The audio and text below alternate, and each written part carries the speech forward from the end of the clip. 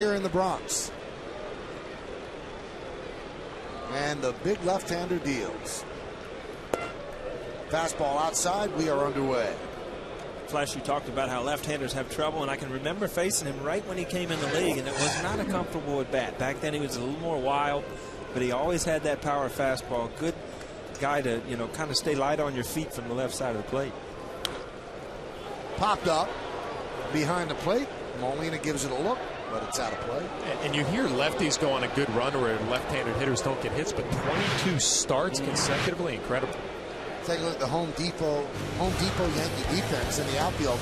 Damon Gardner and Cabrera. Nick Swisher's elbow is still sore from getting hit yesterday. In the infield, Pena, Jeter, Cano, and Teixeira. That's third to first. Molina behind the plate. Sabathia is on the mound. Jeter's yet to make an error at shortstop in 23 games this year.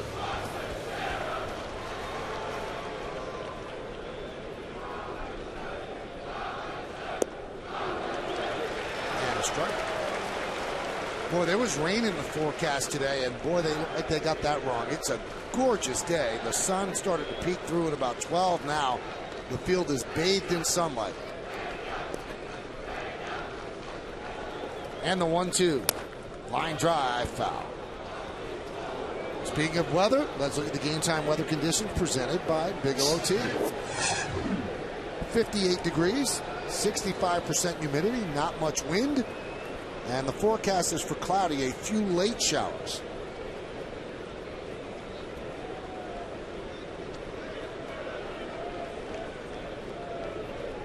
And the 1-2. Line drive to center field. Gardner makes the play on the dive, one away. It's funny. There's a tale of two people right there. You look at the hitter and you're like, how can you start off a day there? Drives the ball to center field. Gardner gets a great jump on it, makes a great place. On the other hand, he's off to a great start in the game.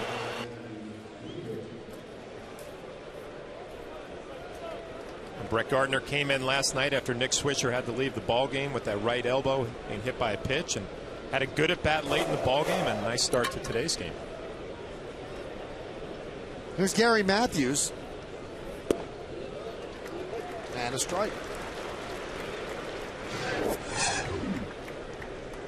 Very comfortable last night from both sides of the plate. Hit the ball hard every time out in the box. So this is a guy, Anaheim, I mean, they've got so many injuries. You've got to find a couple other guys to help Hunter to score some runs.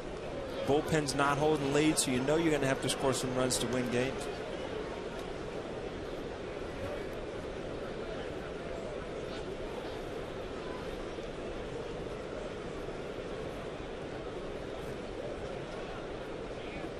One. Outside 2-1. Gary Matthews Jr., a guy who came into spring training complaining about playing time, wanted some more at bats, and he's going to get it with Vladimir Guerrero on the disabled list. Had a big night last night.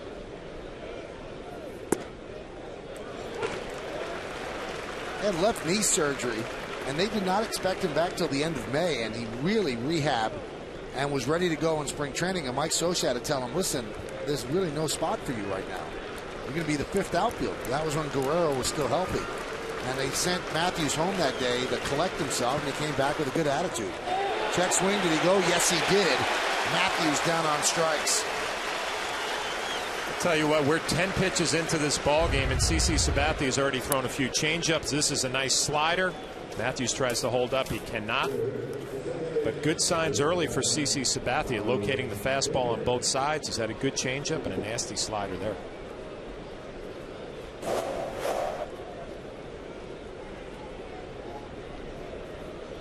And that'll bring up Howie Kendrick.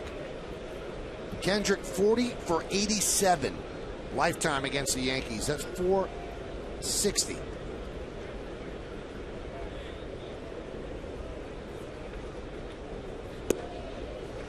And a strike.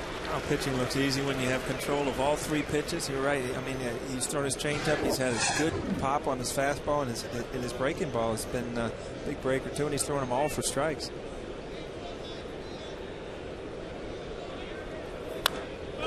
Right in on the fist, popped up, right side, Teixeira over, and he runs out of room.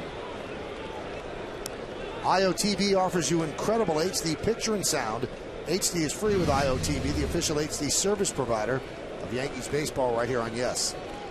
Yeah, that pitch right there, in on the hands of Kendrick, up and into a righty. That's the pitch I think CC is really going to make him effective and lock him in. It's kind of like David Wells.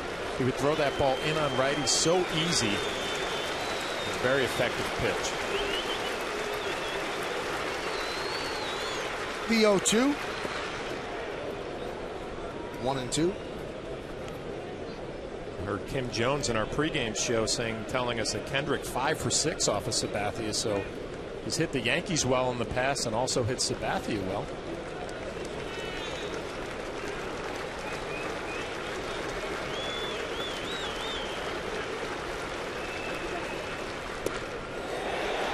Did he go? No, said Todd Tickenor at first. Very fortunate to still be at the plate here. I mean, that breakup ball was close and the check swing was close. So the two options to be called out, and neither of them worked. That actually looked as if he did check. The 2-2. He didn't check there. Kendrick goes down on strikes. That's an impressive first inning for CC Sabathia.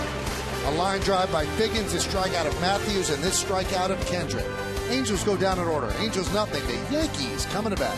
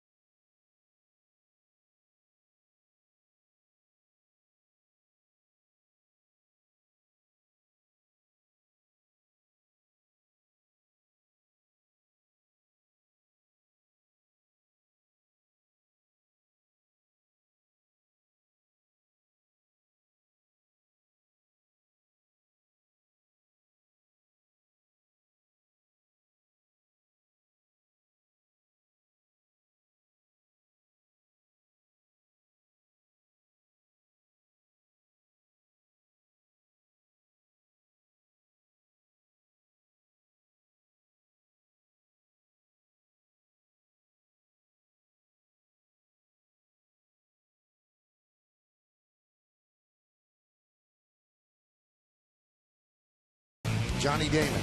The number 3 hitter, first baseman Mark Teixeira. Hideki Matsui's been red hot on 11-game hitting streak. He's a DH. He's going to clean up. Batting 5th and playing second base. He owns an 18-game hitting streak.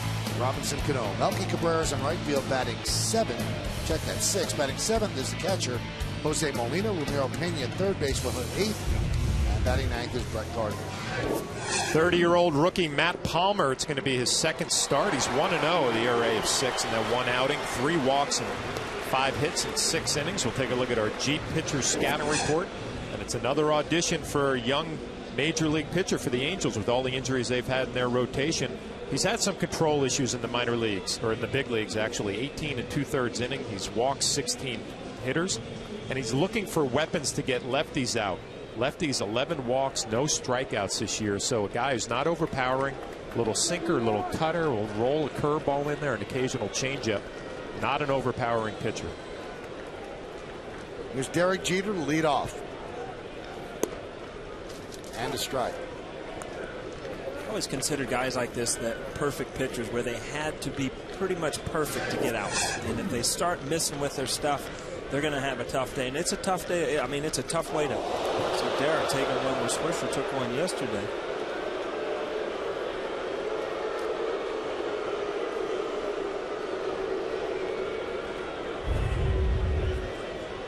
All riding up and in. And you know, Derek, he gets leaning out over that plate. Can't get out of the way. But not much of a chance there. Well, unlike Nick Swisher, Derek has a little pad on that elbow, so that's going to help him out a little bit. Yeah, Nick last night did not have a pad on that right elbow, so that definitely left a bruise, but Derek looks like he's all right. Joe Girardi said before the game that he's hoping to have Nick Swisher in the game tomorrow, receiving treatment before the game, and there he is, just a spectator today. Flashback to what I was talking about. I mean, for You see Swisher's going to take one on the other left, and that ball right there, I mean, by the end of the game, I mean, his elbow is immobile. You can't move it. You can't hit. I mean, it just it takes you out of the game. Back to Palmer's thing. I mean, Flash, catching the game, but the guys that don't have overpowering stuff, they have to continually make perfect pitches control-wise. It makes a tough job to go out there and try to make a perfect pitch every time. That was Jeter putting on the pad before he took the at bat, so that helps out a bit. That's fouled away. We talked about CC Sabathia and how he has to pitch inside on right-handed batters. A guy like Palmer who doesn't throw hard, you have to throw pitches in off the plate to get hitters off of leaning out over, but when you don't have that overpowering stuff. We were watching Mike Mussina last year when his velocity really dropped, and he was pitching inside more last year than he did at any other time in his career. With Jared Weaver from yesterday, actually pitched a pretty good ball game. The Angel bullpen could not keep it together. That one's popped up. Brandon Wood makes the play, 1 out. Let's take a look at the Angels defense, brought to you by Home Depot. In the outfield, you've got Juan Rivera, Torrey Hunter, and Gary Matthews Jr. Torrey Hunter has not made an error in 185 games. In the infield, Wood, Ibar, Kendrick, and Morales third to first. Napoli behind the plate, Palmer on the mound. Angels have made 17 errors this season, most in the American League, and that's not a Mike Scioscia sort of team. Here's Mark Teixeira. Mark 3 hits in his last 26 at bats. Runner goes. Throw to second. I think he got off of Jeter or maybe even Ibar, as Jeter is safe and Ibar's down. Jeter's slow up. Jeter's slow getting to his feet. And Mick Kelleher quickly out to see what's up. I think Ibar got a ricochet here onto his face or his chin. Yeah. Well, hit Jeter's helmet first, and then ricocheted into Ibar's face. And then Jeter kind of jams his shoulder and his neck against the right knee of Ibar. And Napoli, we've talked about him the last couple of days, more of an offensive catcher, a short throw, a short hop. Looked like he got the left cheek of Ibar.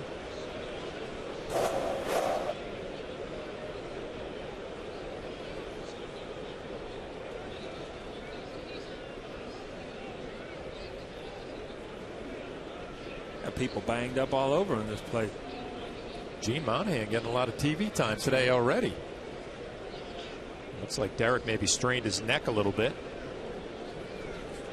Well, you can see Ibar cut something in his mouth. He just spit out blood. Looks like they're going to take him out of the game.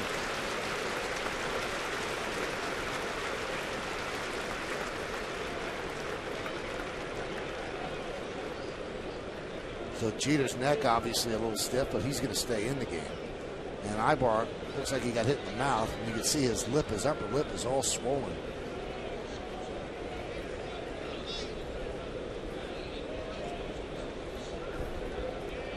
Wow.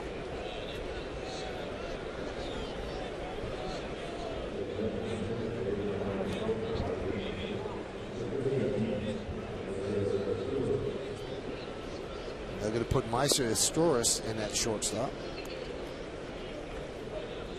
Ibar will get that lip tended to. As for Jeter, it's his 5th stolen base. He didn't get his 5th stolen base until June 19th of last year. You can see he's still a little bit shook up. And there's a new Angel shortstop.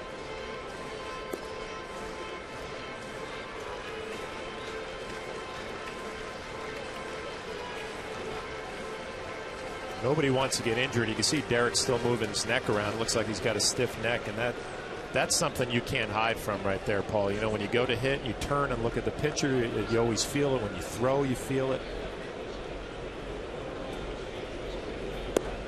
once in a while when you slide head first, you kind of jam it back. And you're right. There's nothing you can do on a field that if your neck hurts, it's going to show up, whether it's throwing the ball or running or hitting.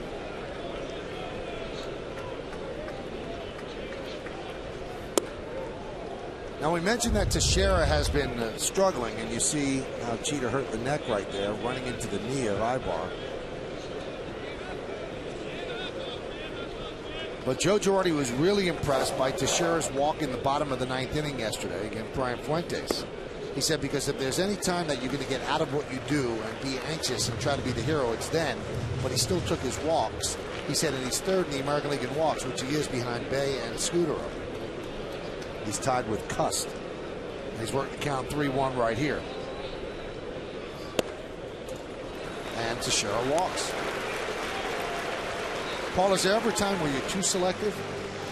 Yeah, I think there is. I mean, a lot of times you are like caught in between. You almost like freeze up there, and you don't pull the trigger on good pitches, and you continue to look up at that scoreboard, and you're 0-2, 1-2, and then you're in trouble. And especially when you don't feel well at the plate, you're right. There's too many things going on in your mind, and you just don't let it go. You don't swing at strikes, and then you end up going out of the zone when you're down in the count.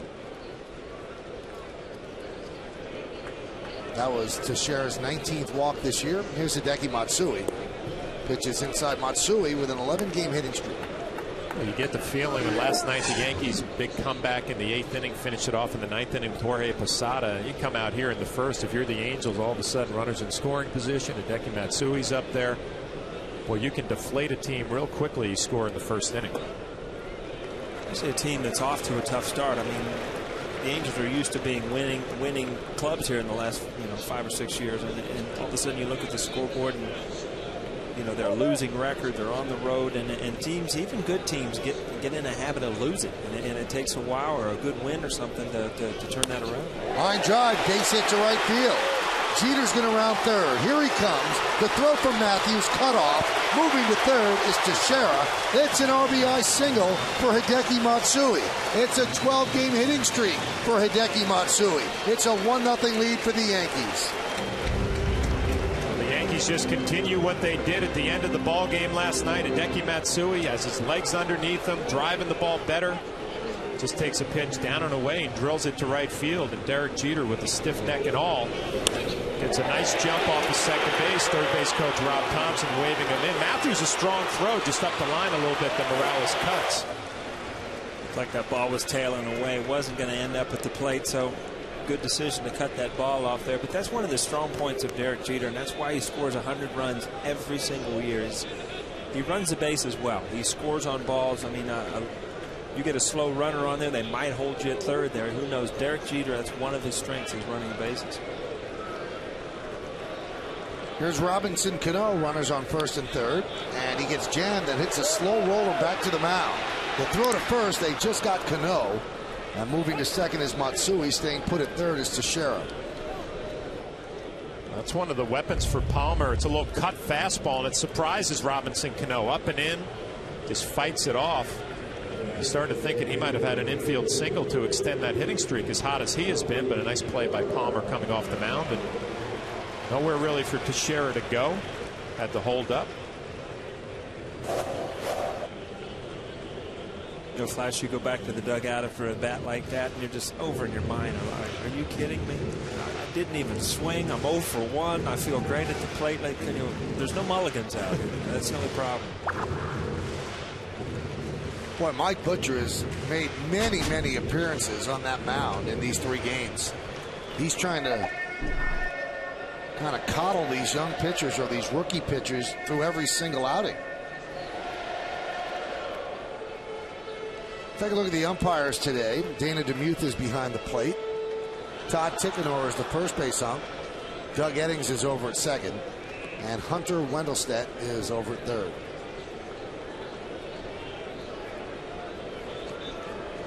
Here's Melky Cabrera. And there's a strike. Melky has a 6-game hitting streak. A lot of the Yankees have hitting streaks. With runners in scoring position, the Yankees have been red hot as well. 19 for the last 39. That's 487. Shattered bat and a ground ball to Astores. And for the most part, Matt Palmer gets out relatively unscathed. 1 run scores on 1 hit, no errors, and 2 men left. Yankees lead the Angels 1-0 on Yes.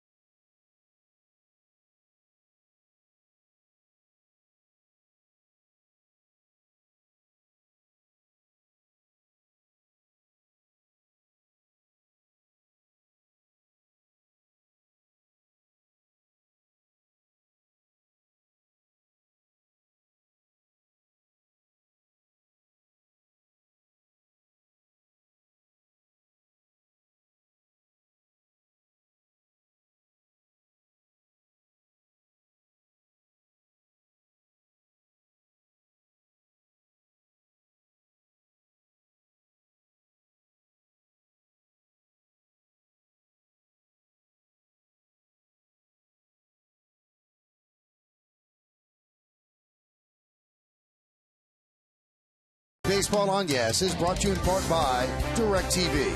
If you call yourself a sports fan, you've got to get DirecTV. By Sponge Tech, the world's leading ultimate one-step wash and wax system. And by Firestone, a tradition of innovation. Boy, the ballpark looks great today. It really does. Outside, inside as well.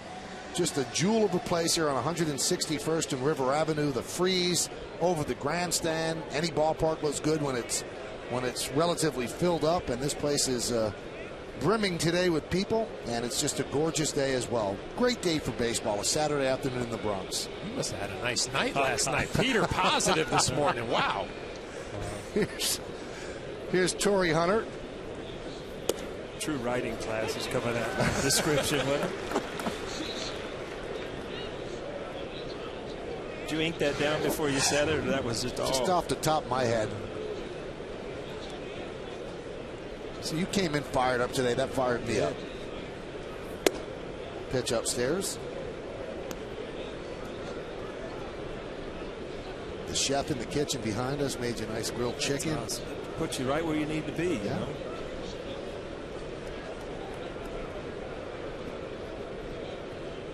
You know? 1-1. 2-1. Sabathia looked so good in the first inning. 3 up, 3 down, 2 strikeouts. Really locating his fastball.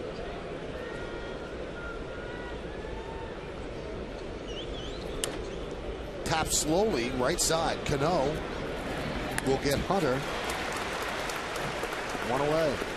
CC Sabathia threw a couple of fastballs in on Hunter, about 94, 95 miles an hour, and then drops a 2-1 changeup away. And that's a tough at bat. Like you said, Michael, looks like he's got it all going on early in this ball game.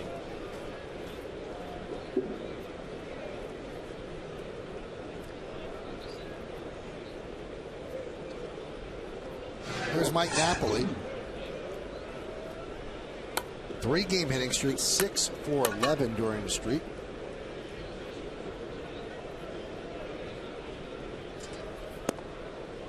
Inside, 1-0.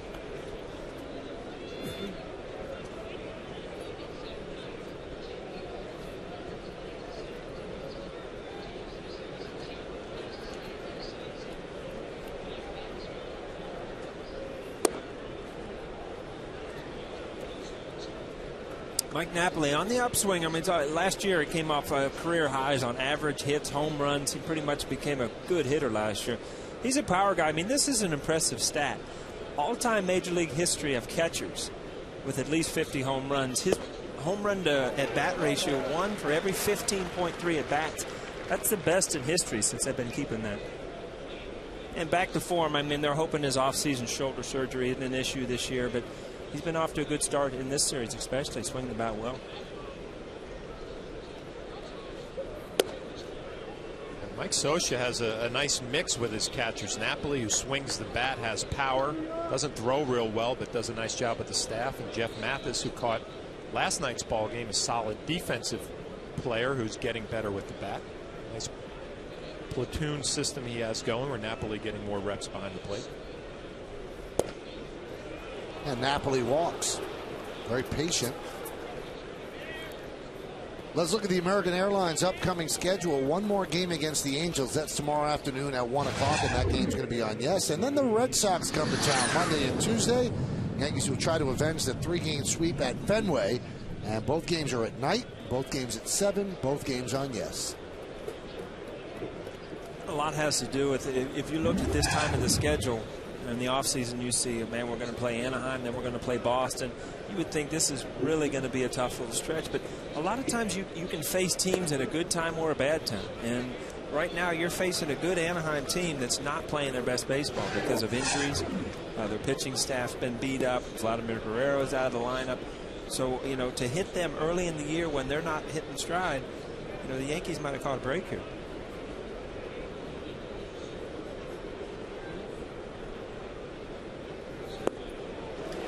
Well, that changeup's really working as Kenji Morales swings and misses.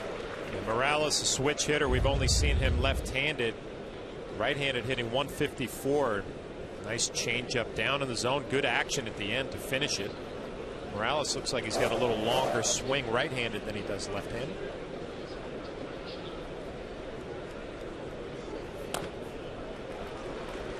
One and two.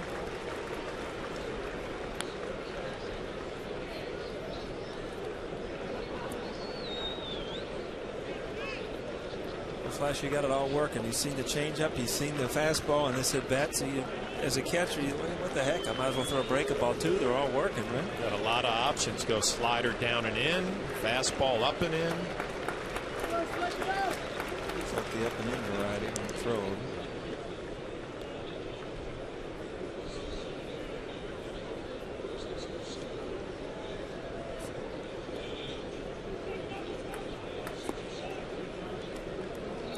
Angels' game plan is to run. They do a lot of it.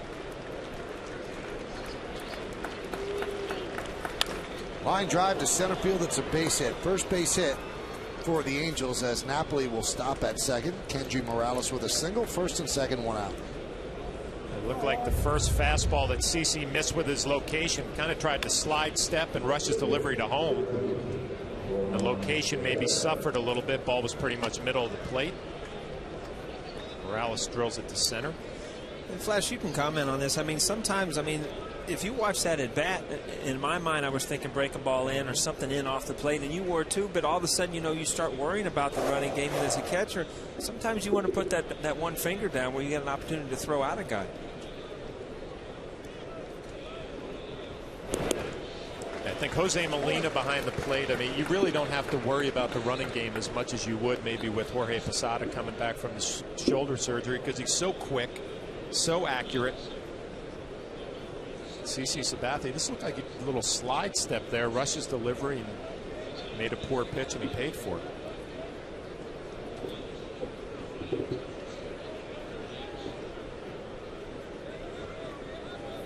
30th pitch of the game for Sabathia is inside. It was interesting to hear Andy Pettit say that he really probably paid too much attention last night to the runners and got him out of whack a little bit. There's a fine line there for a pitcher. You know, you want to make sure you take care of the guy at the plate. You respect the running game. There's only so much you can do.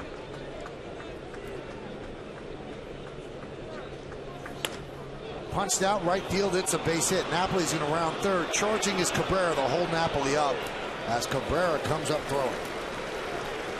So the base is loaded with one out. And we talked about a last inning where Derek Jeter scores on that base hit. And here's kind of the same situation. Obviously, with one out, you don't want to take a chance. But a little slower runner, Napoli, not Jeter's instincts and things like this, kind of hung up to see if this ball was going to fall in. Now, as a pitcher, you still got an opportunity to get out of this inning with a double play without a run scored. Cabrera kind of fights it in off. Sabathia got in on him, but not quite enough. Sabathia walked Napoli, and pitching out of the stretch, his location has not been as good. Back-to-back base hits. Here's Brandon Wood. Got called up on April 21st from AAA. And a strike. Well, this is where scouting reports come into play. I mean, Brandon Wood, a guy that people really don't know a lot about. He had 43 home runs in the minor leagues in 05. For a shortstop, he's playing third base today, but he's in a situation here. He comes up, the Yankees don't know a whole lot about him. You make a mistake, this kid can drive a ball.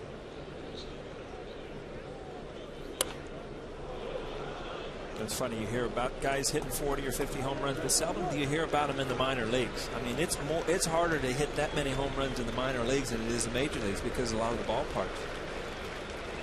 43 home runs in the minor leagues. I don't care if it's A-ball, rookie ball, anything. That's a lot of home runs. Yeah, he was a first-round pick in 03 for the Angels. We saw him maybe last year or the year before come up and play a little shortstop. He's got some serious pop.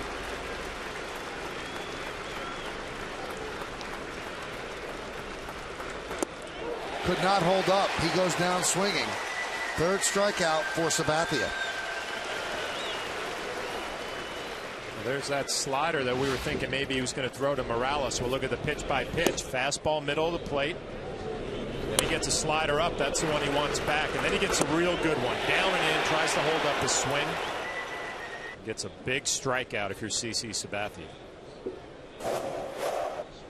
Now here's Meiser Asturias. This would have been Eric Ibar, but he got hurt on Jeter's stolen base of second. And Asturias came into play short, takes pitch outside, 1-0.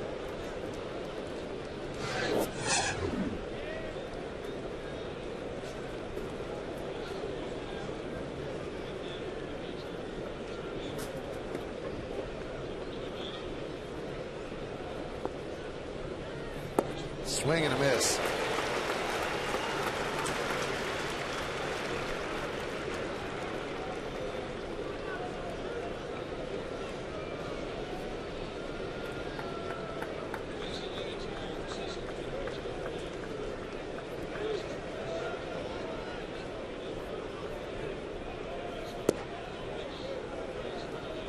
So a lot of off-speed pitches, 2 changeups and a slider is Turris.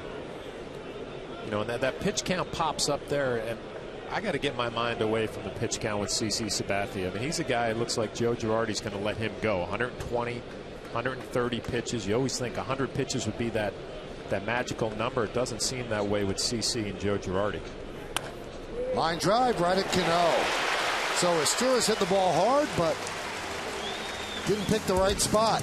So CC gets out of his first jam as the Angels leave the bases loaded. We go to the bottom of the second.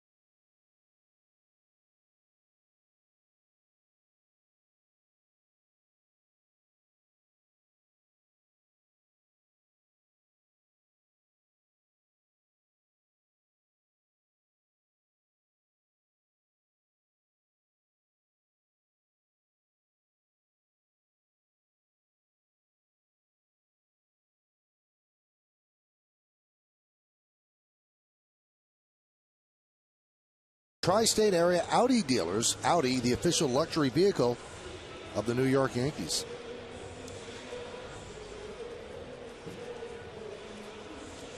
Having a good time in the Audi suite.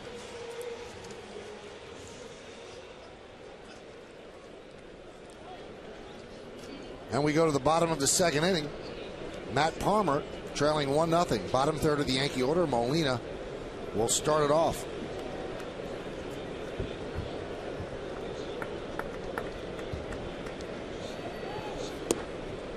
There's a strike.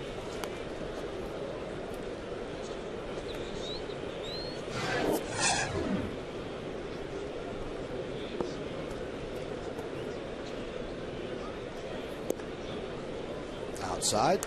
Count 1-1. Jose Molina getting a start today. Day game after a night game. Jorge Posada, that big game-winning hit last night. It's to relax for a few innings on the bench today.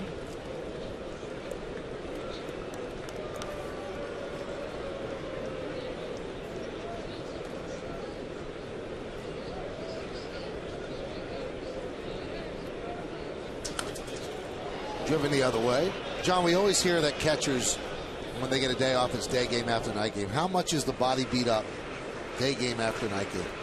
Well, it's not that it's beat up. I just think the routine of your day is totally different. I mean, you know, you're used to having a night game where you get to the park at maybe 3 o'clock, go through your routine of hitting in the cage, get ready to catch, and then all of a sudden a day game comes quickly. I always thought it was a nice opportunity to give that backup, you know, where you know you're going to play and your starter knows he's going to have a day off. Maybe you hit the weight room a little bit more if you're Jorge Posada. But be ready to pinch hit at the end of this ball game. Grounded to short is Torres. One away.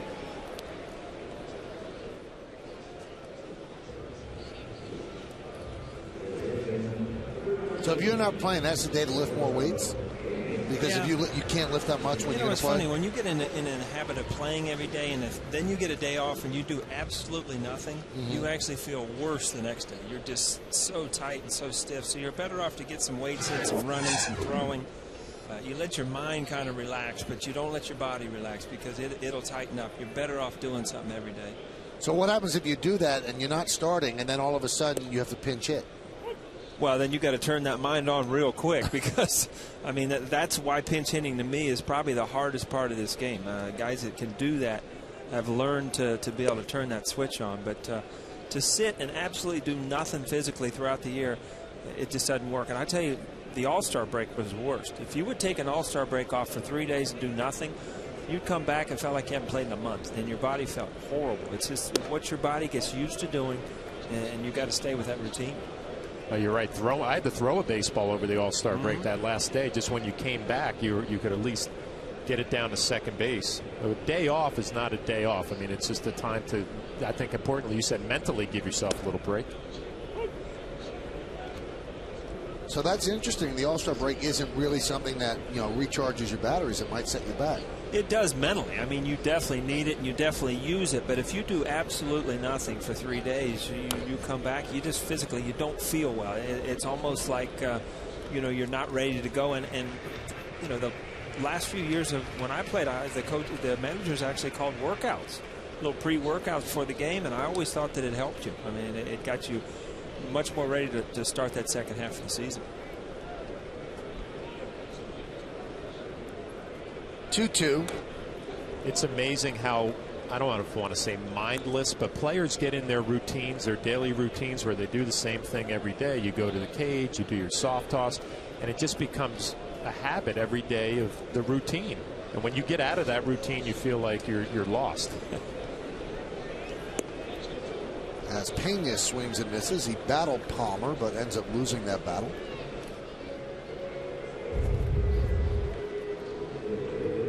Taking a look at Palmer, and got a little finish at the end, a little cut action. Doesn't move a whole lot, but just enough for Pena to swing underneath it. A couple of rehab updates that might be of interest to Yankee fans. Alex Rodriguez played in an extended spring game in Tampa today. In 6 plate appearances against the Pirates team, he was 0 for 6 with 2 strikeouts. He did not run the bases. He fielded 5 innings at third and just fielded 1 ground ball. And in the same game, Chin-Ming Wong pitched 4 innings, did not allow a hit. Walked 2, struck out 3. He threw 52 pitches, 33 strikes.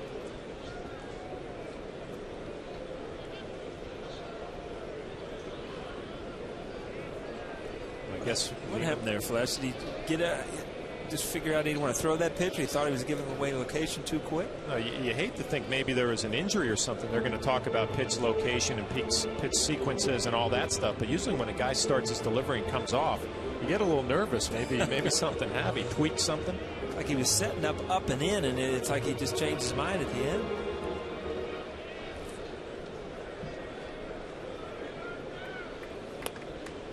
Grounded to first. Morales beats Gardner to the bag, and that'll do it as Palmer pitches a 1-2-3 second. We go to the third. Yankees hold a 1-0 lead over the Angels.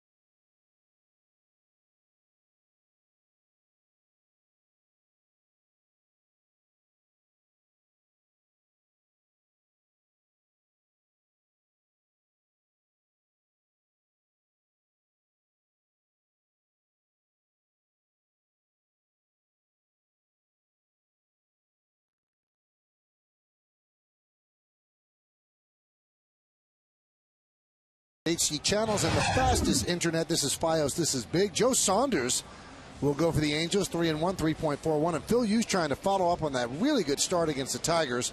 He's 1-0 so far this year. Coverage will begin at noon with the BP show. 12:30 is the pregame show, and 1:08 will be first pitch here at the stadium. Looking forward to seeing Phil Hughes tomorrow. I mean, he covered a lot of different speeds in that start against Detroit. A good fastball, good cutter, and always has that nice curveball. Modell's scoreboard, 1-0 Yankees, and Modell's the official sporting goods retailer of the Yankees. It's funny because he could be one of those guys that you didn't expect to see him for a while. He's coming back sooner or later. But I mean, did you catch him at the right time? I mean, is he going to come up and rattle off 6 great wins, and all of a sudden he's part of your rotation? So, be interesting to see if he does come back after throwing a shutout there. I mean, that's it's hard to follow up. But Flash, you've seen him more than I have. I mean, he has the capability to do some things. You know what I liked about him, the way he was accountable in spring training. It said, I had a great opportunity last year. I didn't take advantage of it. That's my fault. And now I have to earn that right to get back. He's back, and he had a great first start. That was his first big league win since 2007. And I said, did it feel like a long time? He said, yeah, it felt like forever. You know what? I like the look in his eyes, though, watching that ball game. It looked like, I don't want to go back. I'm going to make sure that I'm not going back. I mean, when you show up to this place, who wants to go back? Huh? An update on Eric Ibar. He was struck in the upper left jaw on that steal of second base by Derek Jeter. He went to see Yankees team dentist, Dr. Scott Levy.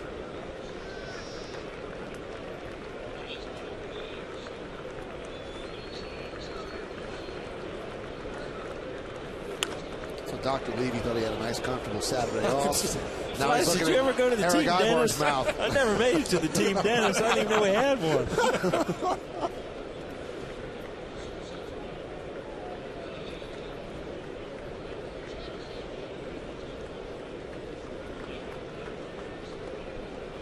Top of the third inning, top of the Angels order, 2-2 to Sean Figgins. Upstairs. The Angels 9-13 coming into this game. The Yankees are 13-10. The Yankees have a 4-game winning streak. The Angels a 2-game losing streak.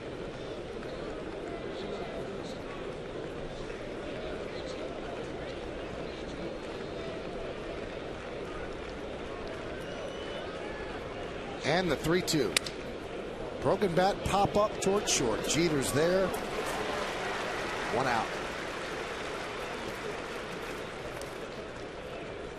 You can tell Jeet the way he's moving around out there. He's just, I mean, he's hurting a little bit. And Flash, you've had it. You talked about it. You had some neck problems, and there's not much you can do out there that it doesn't grab you. Yeah, it's every time you lift your arms, you know, up over your shoulders, you feel it. You can see he's trying to work out the kinks.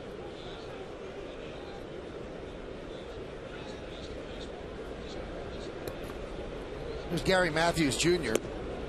Big healthy cup. Boy, that change has been effective for Sabathia today. You're Gary Matthews Jr. too. I mean, you got to go up there hunting the fastball. You're looking for 95. He's locating it inside, and then you get a nice changeup on the outside corner. It was funny. His first at bat, I was very surprised he took a fastball right down the middle. So, you know, he comes up aggressive the next time. And there goes a good breaking ball. So, again, if you're Matthews, you're thinking, you know, what do I look for here? He's got all 3 pitches working. And all 3 pitches he's thrown today, his changeup, his breaking ball, and his fastball are all out pitches for anybody else.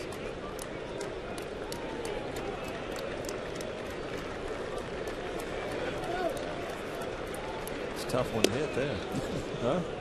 Did you see Molina's target there, Michael? Huh? Over his head. That's right. It's a strike to Shaq. Now, what's that maneuver there, John? Come all the way through, you know, throw it right through me instead of throwing to home plate. You kind of power it through the plate and through the plate, but now they have him set up probably for an off-speed pitch.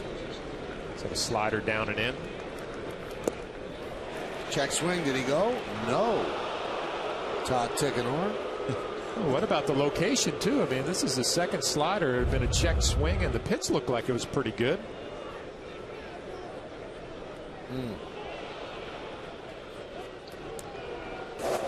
Had to be low because it got the plate. And Joe Girardi is barking at the home plate umpire, Dana DeMuth.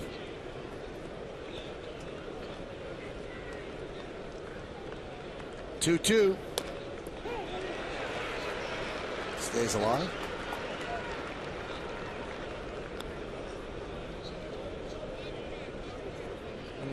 You see the difference in pitching here is last night Matthews hit every single ball hard, but if you look at the replays, they were all pitches out over the plate, bad pitches.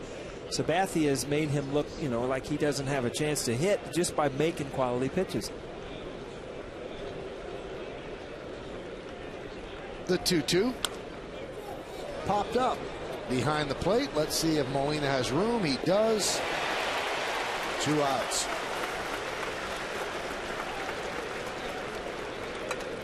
Molina catching with the sunglasses today. Matthews ball gets in on him, pops it up. Flash, you made this play a few times.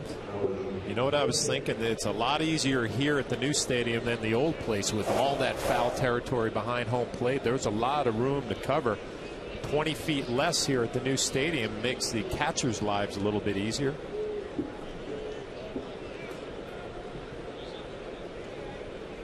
Here's Howie Kendrick.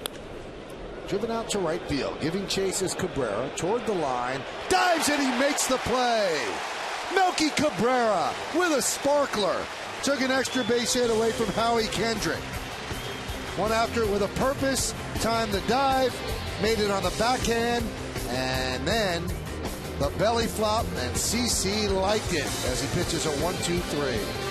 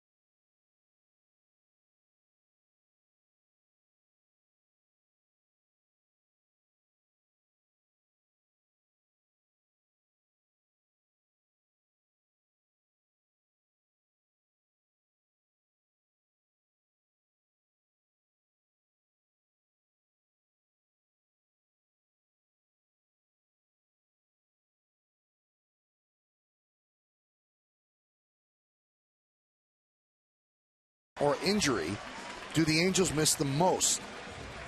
You can text your vote to 58772. Standard text messaging rates apply, and here are your choices.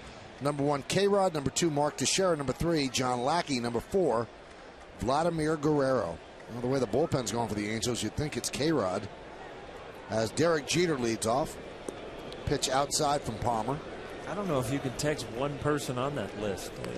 Too many things are, they missed Vlad in the offense. They missed the closer, but Lackey's really their anchor of their staff. So you're going to the bullpen route, Michael? I think so. That's where I'm going. Yeah. I was thinking about that game last night. It was amazing that Arredondo and Fuentes just came in throwing fastball after fastball after fastball. Didn't really make any adjustments, and the Yankees made them pay. So the Modell scoreboard, Yankees up 1-0. Modell's the official sporting goods retailer of the Yankees. Arredondo, it's not like he doesn't have another option. He's got a great split finger. We saw him throw a couple just unhittable ones. So and to Johnny Damon, gave him a tough at bat.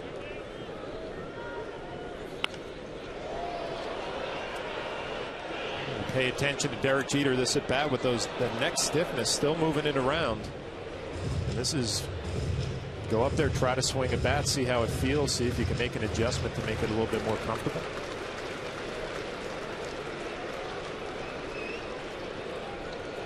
Good numbers against the Angels lifetime. If you just joined us, the reason Jeter's neck is stiff, he was hit by a pitch in the first inning. That's not the reason the neck was stiff. And then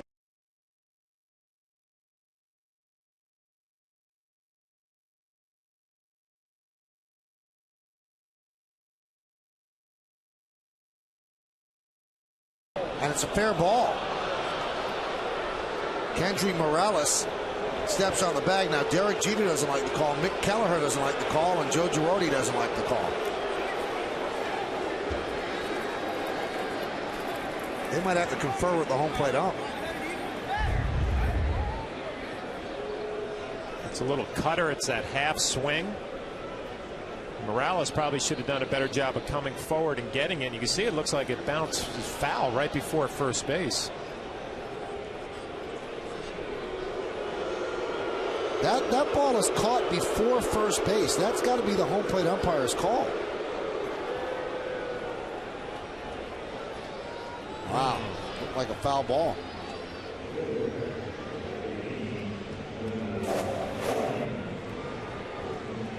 Jeet had a good look at it. He was running right down there. there. Yeah. He doesn't argue very often, so probably saw it just missed the line.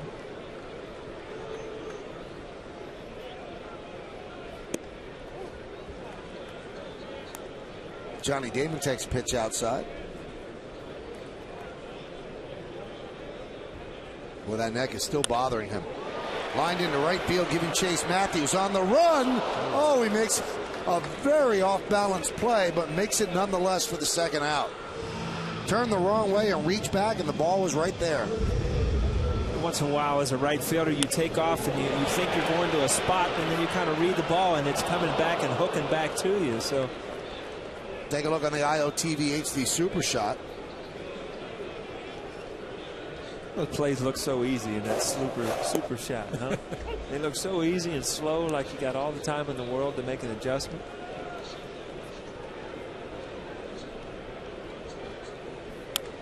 Teixeira pops one up. Shallow center, coming on Hunter. And how about Matt Palmer? He has retired 8 in a row. Helped by this play by Gary Matthews Jr. Look one way, reach another. End of the inning, we go to the fourth.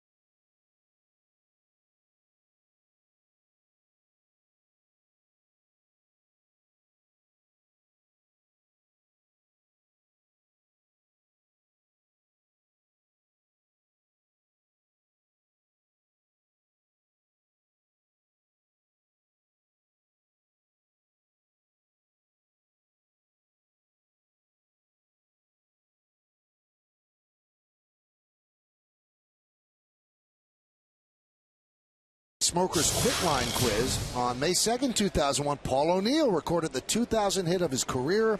Off which former Yankee pitcher who also wore number 21 did he hit it? Now, do you know that one? I got this. See, one. they actually gave you a question that you wouldn't know. know. What? The only problem is if they didn't give me that hint, I wouldn't have got it. Oh, really? You don't remember it? I do remember it. I was in Minnesota. I do remember that. Okay.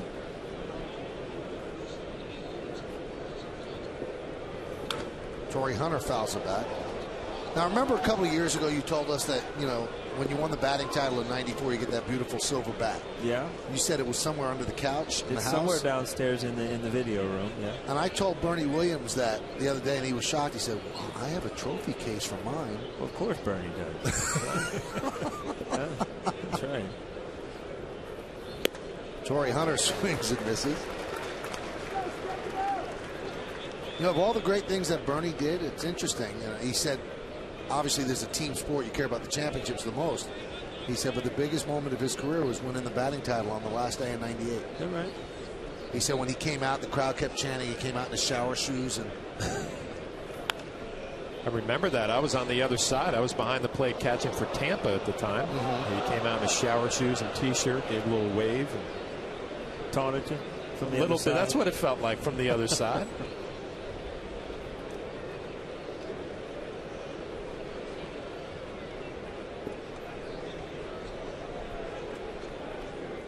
And the 1-2. 2-2. I was actually thinking about some of those teams from the mid-'90s to late '90s playing against you guys, Paul. And, you know, a game like last night where the Yankees come back, they have a big rally, they get a nice win. The teams from the mid-'90s would come out the next day, in the first 2 innings, they would set the tone. Game was over. Right. Swing and a miss. Off-speed pitch, and Hunter. Good breaking ball. You know, the funny thing is a lot of those things happen at the old Yankee Stadium. You'll see, again, CC Sabathia has everything working. There's a great breaking ball in Hunter's hands. But do you have that home field advantage here yet? Do other teams come in and say, oh, no, we're going to New York again? And, you know, if you start having wins like that and you start getting used to winning at home, I mean, it's very important when you play 81 games in one stadium to have that home field advantage. And a new ballpark, you know, you got to get that quick. You got to let other people know. Now, Napoli gets hit there, and you wonder, is that payback for Swisher and for Jeter? Well, CC's been so good control-wise, you almost think that he's going to send a little message here. But, you know, if it was, that's picture-perfect textbook. You don't hurt somebody. You let it make it be known that, you know what's going on the other side. And in the National League, you can do that to a pitcher. In the American League, you do it to the catcher. And that's what Napoli is. And as you can see, he takes it, just flips his bat. That's good old-fashioned baseball if that's what it was. No intent to hurt anybody. You send a little message and you move on.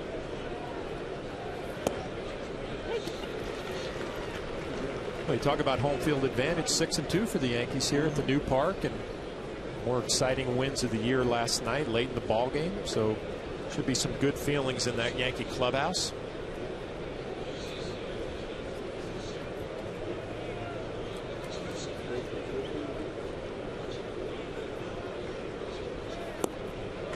Swing and a miss. Boy, that is old-time baseball, though, because nobody took a step toward the mound. I think everybody understood exactly what it was. And what you said is probably the most important thing, Paul. It was done in the right way. Threw at somebody's backside. Players don't like to get hit, but anything above the shoulders, then all of a sudden it becomes bad. You get hit where in the backside like that, it's not an issue. Let the players take care of it out on the field, and you move on. You think that the Yankee players now, if that is in fact something that was done on purpose, look at CC and go, yeah, that's what we like? You know what? I think both Paul and I raised an eyebrow. You notice it, you acknowledge it, and you know, not that you're going to go over to CC and pat him on the back or anything, but you put it in the memory bank and say something you take notice. Well, Nick Swisher missed a game today, and whether it was intentional or not, he missed a game. You lost a player. And then when you see your captain, I mean, you've got a face that kind of represents your organization. You see him get hit early in the game. Whether they're intentional or not, it's showing they're very comfortable at coming up and in on your players. And if you have to do the same thing, then it kind of evens things out.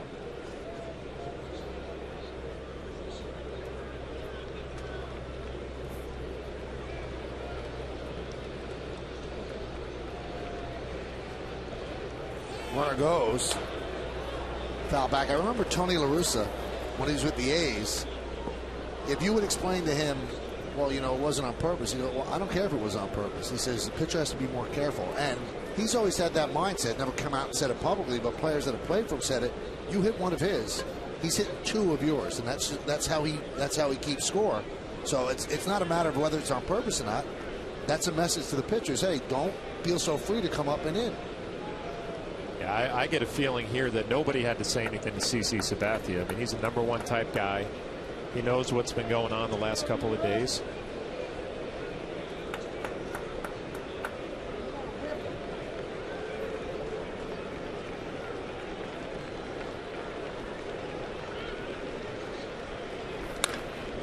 Grounded left side. Diving stop by Pena.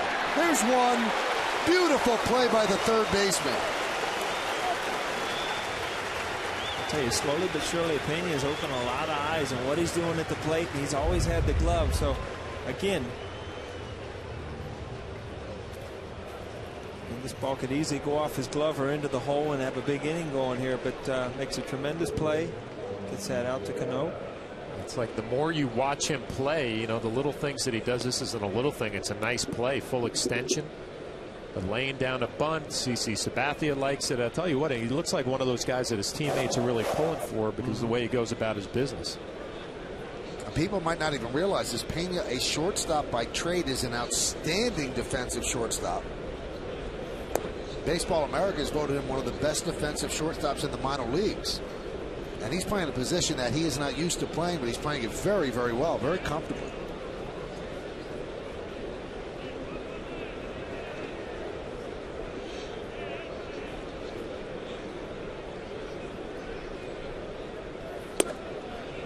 He talked about Phil Hughes not wanting to go back to the minor leagues. It looks like Pena's saying, you know what, I kind of like it up here as well. And I'm going to make your decision tough. You look at him, and I mean, he looks like he's about 16 years old. He's a young kid. He always has that look on his face after he's done something, a big hit, like, wow, you know, well, look what I've just done. And it's good to see that from a young kid that's kind of overwhelmed to be getting a shot in the major leagues. And you love to see that kind of excitement.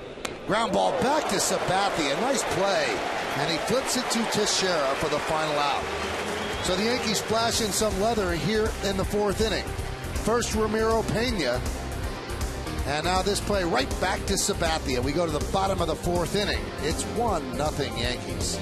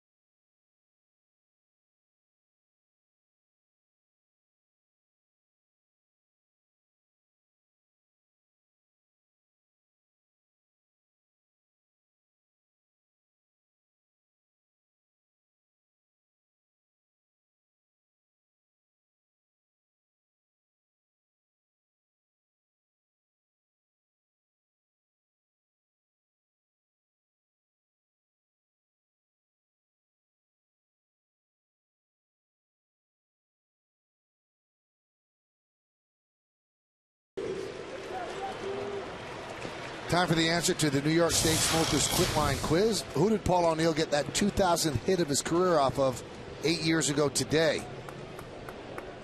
You mentioned it was against Minnesota. Yeah. And it's LaTroy Hawkins. That's the first one I've ever got. I liked it. I knew that. Just because of the... Kind of lived it, you know? It was just because of the hit. Line drive caught there by Kendry Morales, one away. And let's take a look at Paul O'Neill's 2,000th hit.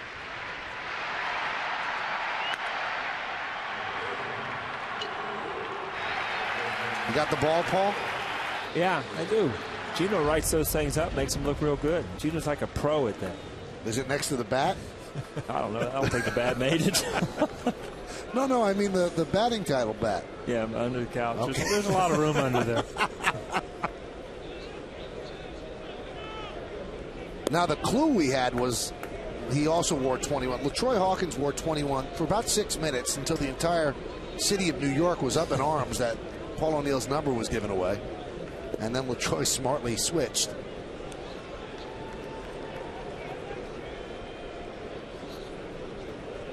You didn't have a talking to, did you? Hey, LaTroy, lose the number? No. I didn't have any conversations with. I don't talk to the pitchers that much. I talk to the players. So the pitchers aren't players, Paul? Yeah, I was going to say, wow, they're going to get yourself in trouble. I guess it's Andy Pettitt's probably watching in the clubhouse right now.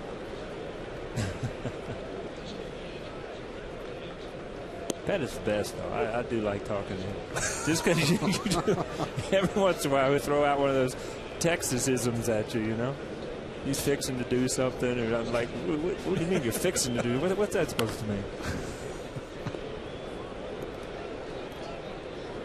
He was talking to me today about how frustrated he was yesterday, but just how much he had to labor through every inning. I mean, he was throwing up zeros, but it was trouble every inning, and it just, you know, you love to see a guy do that because he cares about what he does. I mean, he genuinely takes the mound and expects to win, wants to win. There's a ground ball to short. It's Torres. Now, in that inning, in the 6th inning, if you remember, everything broke loose after the ball got past Pena. It skidded the wrong way, and it was scored a base hit when it really should have been an error. Everybody thinks that if you're a big league player, you make that play. And I was talking to Andy about it. I said, you know, if that scored an error, it's 4 less earned runs on your docket. And he goes, yeah, I know. He goes, what can you say? I said, well, would you ever complain about it? And he looks at me and goes, oh, man, I'd be really embarrassed to do something like that. I could never, ever do something like that. But that's the way Andy is. A lot of players make a phone call up to the press box. You know, and it's funny. It's because it kind of rings a bell because it's where he is in his career. I mean, what's important to him now is winning games, getting back to the playoffs, hopefully winning another World Series. It's not about trying to lead the league in the ERA for your next contract or wins and losses. It's just going out, being part of a a traditional winning organization and trying to get back to the World Series. He said he was absolutely gassed. He said it was so hot at the stadium yesterday. He said, I didn't realize it. He said, it was hot enough. I was warming up the bullpen. I said, this is good. I'm going to be loose. He said, I got on the mound, and then I was trying to fix mechanics in the middle of the game. He said, I didn't know where the ball was going. I was exhausted by the 6th inning. Don't feel so bad. It was hot up in the booth, too. He didn't appreciate it, though. A little different. He was fixing to try to win a game. Yeah, he was fixing it.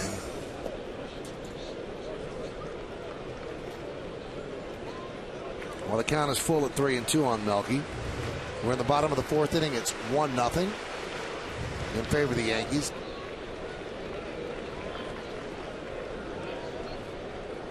Three-two. Still 3-2. Another one of the unsung heroes lately. I mean, there's so many guys doing good things offensively. And Melky Cabrera, I mean, had a couple really good at-bats last night. He's battling day in and day out, trying to make a mark to be that everyday center fielder. 3-2. Grounded to second. They'll have to make the play to the pitcher. Covering his Palmer. They make it. You score that a 4-1.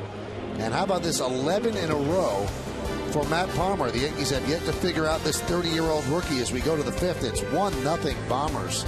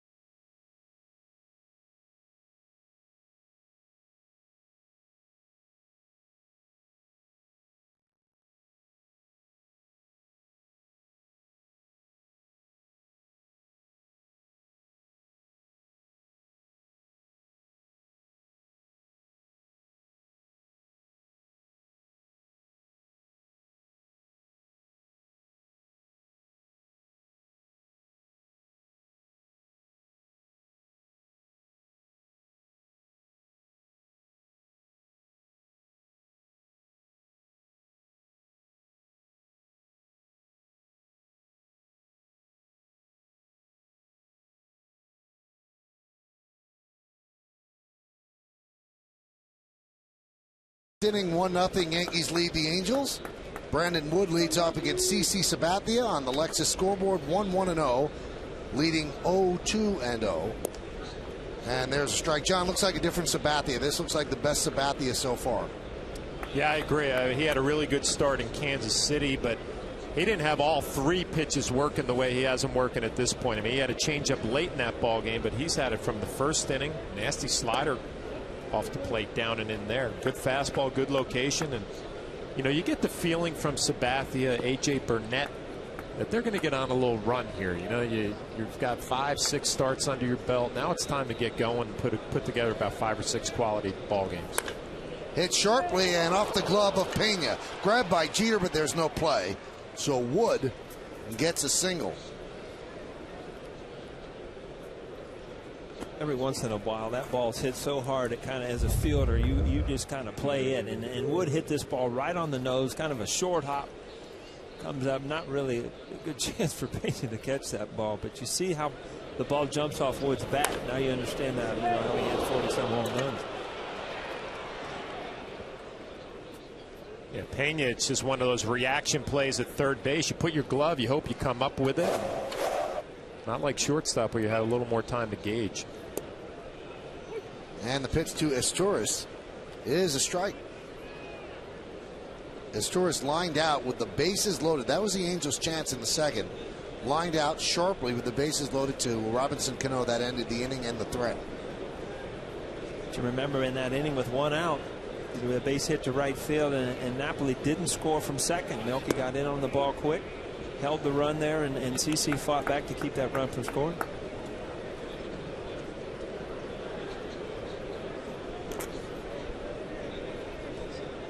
We'll see if Mike Scioscia, we've talked about how aggressive his ball clubs are on the bases, second in the league in stolen bases to this point. Got a pretty good catcher behind the plate, an outstanding thrower in Jose Molina. This could be 2-0. It's off the glove of Sabathia. There's one on the first, not in time. An athletic play by Cano to field the carom off the glove of Sabathia and keep his foot on the bag. Right off the bat, it looks like it's going to be tailor-made right to Sabathia's glove side. It's off his glove, and it goes right to Robinson Cano. He readjusts. He steps on second base, a little hop throw, and it's just short. Nice footwork around the bag. Make sure you get that first out. And you know what? His throwing arm always amazes me. It's not that easy to do this little hop and get this much on the throw to make it a close play. Wow, that was really close. And the base runner speedy too. Meiser Estouris almost nailed him for a very odd double play. Here's Sean Figgins.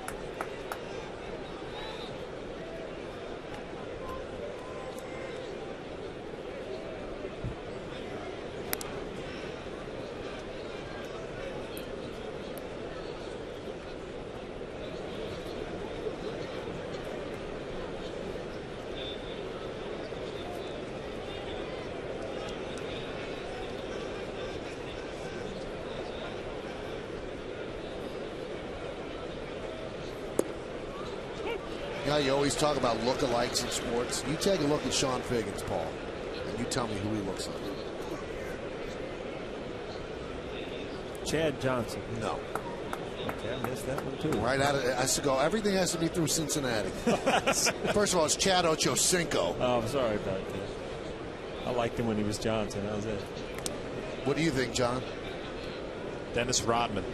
Oh, wow. Come on. Well, I mean, you can't That's see the white worse than hair Chad right Ochocinco. Oh, he looks just like Willie Randolph. Oh, for gosh sake. Oh, you're so right. It's almost identical. Looks like his young son. Flash pulled his mic out. That's not even close. The 0-1 popped up. Molina.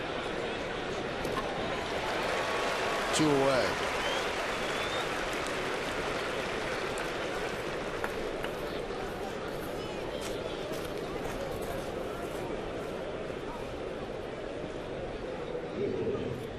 You know what we're going to do for tomorrow, Paul? What? We're going to twin up a shot of a young Willie Randolph and Sean Pickens, and you'll see. And I'm telling you, you better hope that they can't find it. Why? Because you're going to look like a fool. It's not even close. Oh, but Ocho Cinco's close. Much closer than Willie.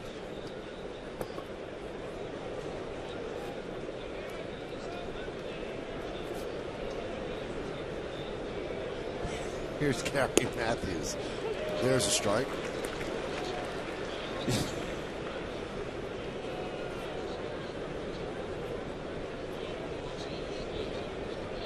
Looks like a young John Flaherty. And some good seats, too.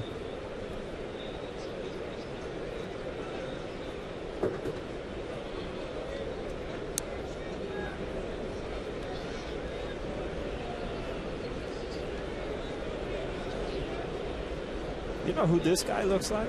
Who? His dad? I was going to say his father. Played in the big leagues. Sarge.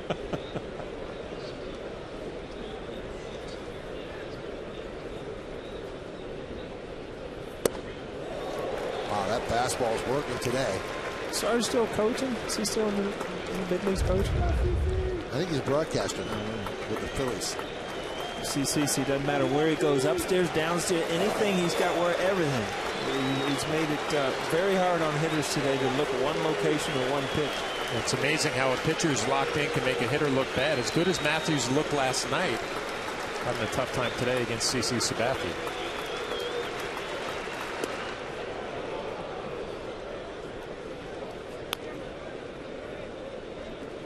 Let that fastball go a little bit, upper 90s there. Into the month of May, the warm weather, some starts under your belt, everything's starting to come together.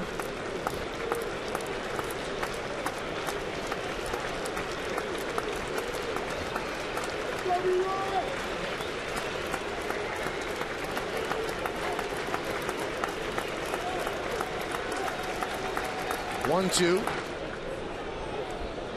2-2.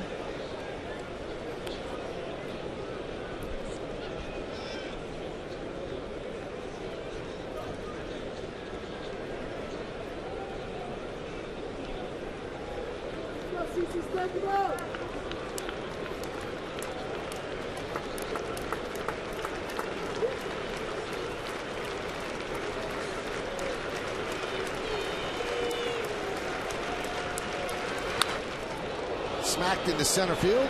Brett Gardner right there in dead center puts it away for the final out of the fifth. No runs a hit, no errors, and one man left. At the end of 4.5, we're halfway through.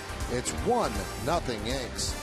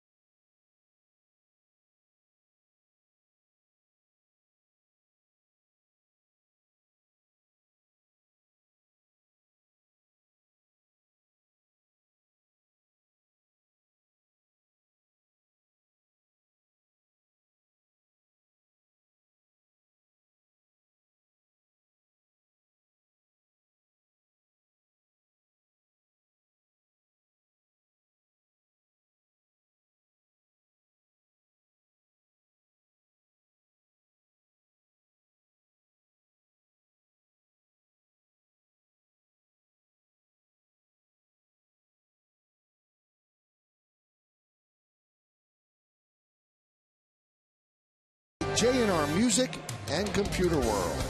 And by Toyota, the official hybrid vehicle of the New York Yankees.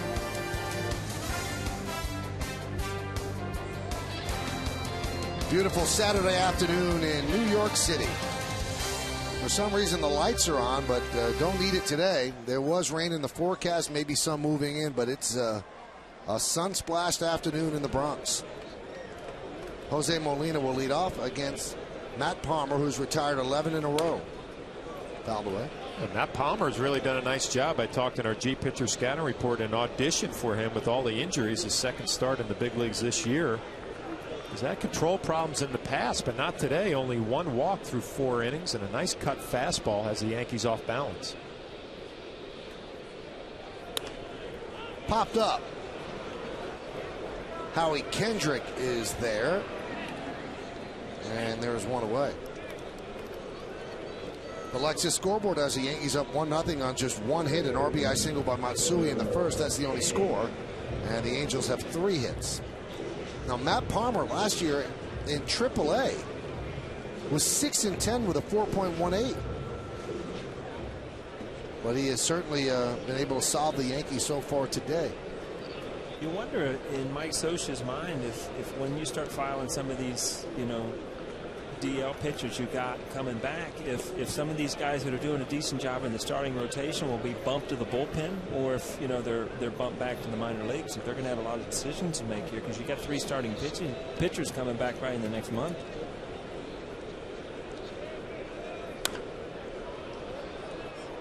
Pena fouls it away, count 1-1. Yeah, you almost get the feeling with the Yankees. They scored 4 runs in the first inning yesterday and then kind of not go to sleep a little bit. Weaver had good stuff and held them down, and then they went to work on the bullpen. But here they score 1 run in the first again. Palmer shutting them down here into the 5th. You don't want to get caught in that rut where you watch your #1 guy Sabathia pitching a nice ball game and you relax offensively. You want to add on here, feeling like you could put this one away.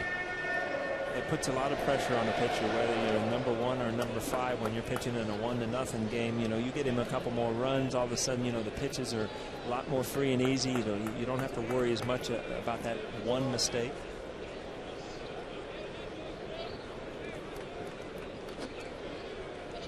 The 1-2. Missed outside.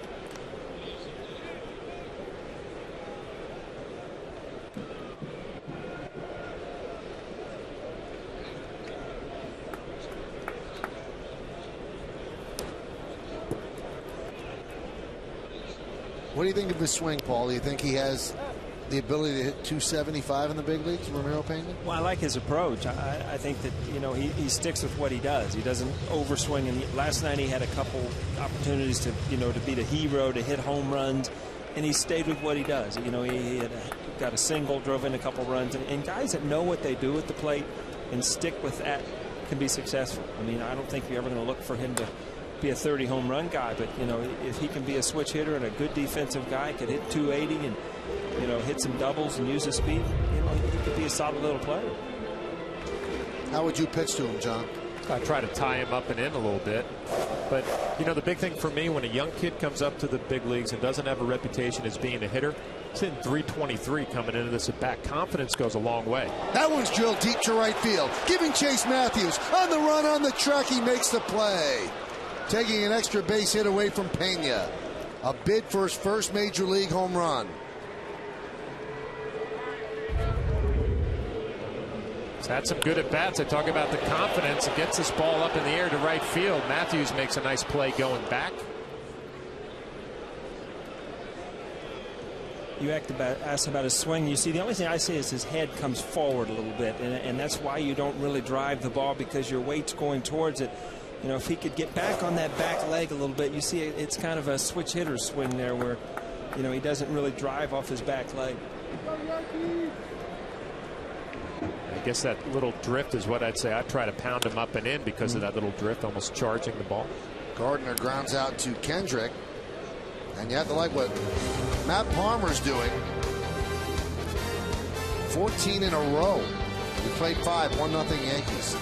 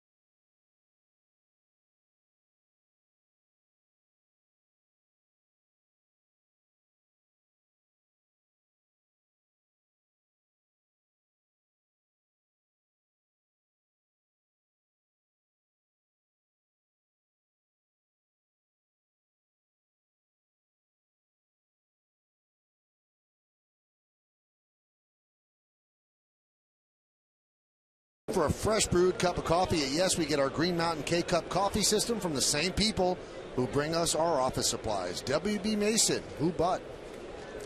Howie Kendrick leads off against CC Sabathia. 0-1.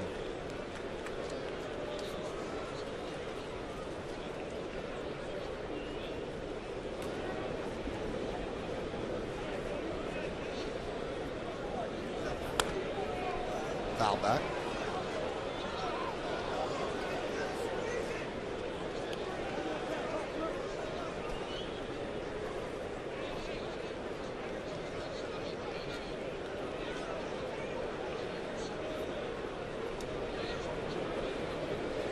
Eighty-two pitches for Sabathia, 53 strikes.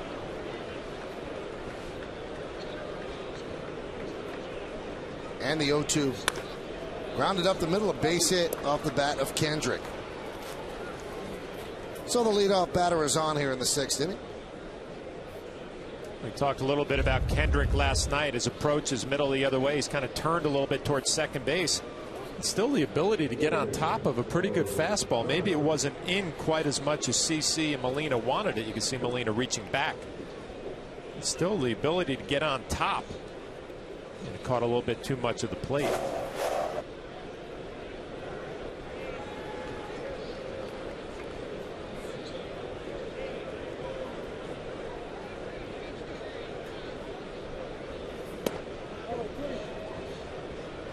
Count 1-0 on Torrey Hunter. Torrey Hunter has 26 hits, 14 of them extra base hits, and he has 8 home runs.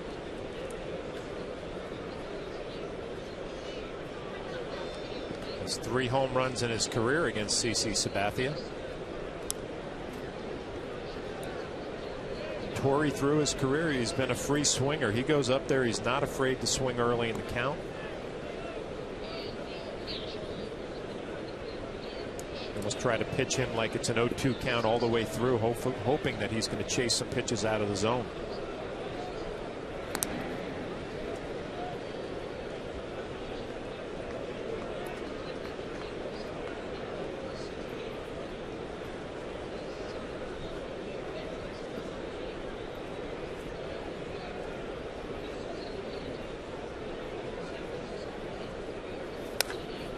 Grounded to third, backhanded by Pena, goes to second, one on to first, not in time. Close play at second base, and Jeter just points to Pena as if to say, good job. I'll tell you what, he's flashing the leather today. I mean, this is not an easy play, and on television it looks like, you know, he just makes a nice, easy, routine play, but that ball was hit hard, down the line, pivot, gives Cano a perfect strike at second. I mean, Torrey Hunter runs well. It's not supposed to be that close. I mean, I think initially I'm thinking just get one. Look at how quick Robinson Cano gets rid of it. Talked about the strong throwing arm. A guy like Hunter running, he probably shouldn't have been that close. Nice play.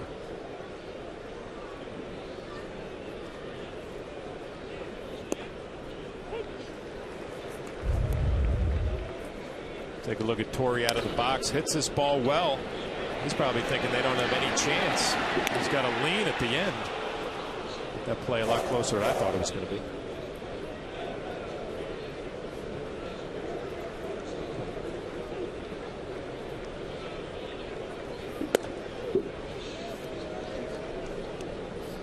If you're Mike Napoli after the last at bat, you got hit by a pitch in your backside, you walked. Nice at bat to do have a little revenge here. He's swung the bat well this whole series.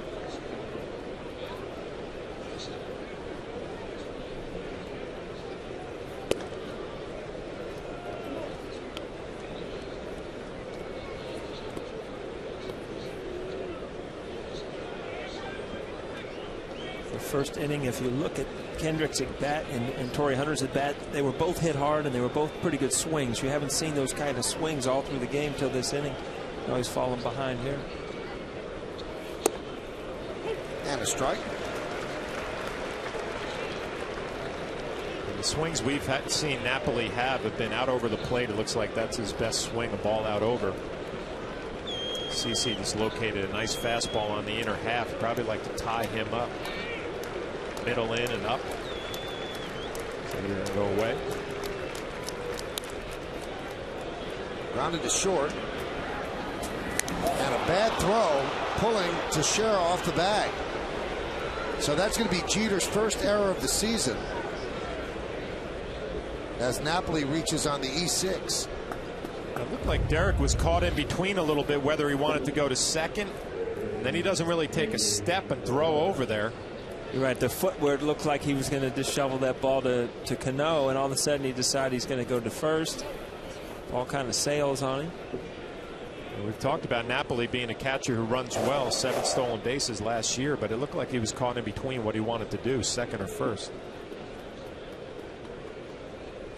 Teixeira is very lucky he didn't get injured, because he was kind of off balance and came down just as Napoli was arriving.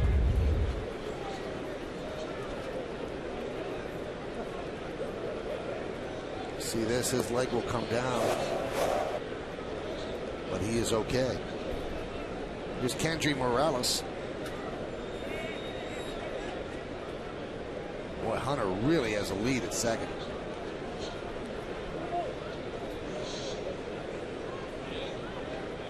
If you're CC Sabathia with Hunter at second base, probably trying to size you up, just change up the timing of your delivery to home plate.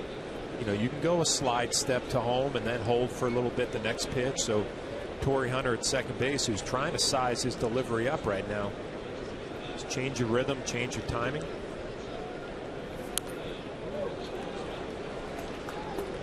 The running game has definitely been in the minds of the Yankee pitchers this series, and it just shows you defensively, pitching, everything, how disruptive speed can be, and just the thought of guys wanting to take an extra base. And they have Hunter picked off.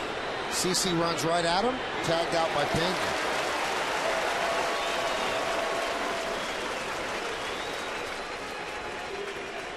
Got a little controversy here, Mike. Well, they're going to meet up with the home plate umpire and Doug Eddings. And we'll see what the controversy is. They're going to bring the runners back, I guess. A timeout or something.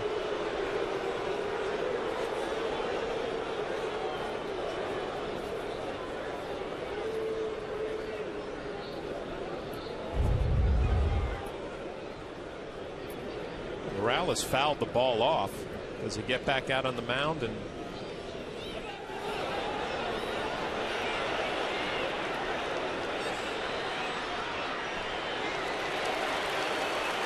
I guess they're saying there was time. I mean, the ball boy was handing baseballs to the umpire. When the ball boy comes out, does the home umpire might have time? So the Angels get a second life.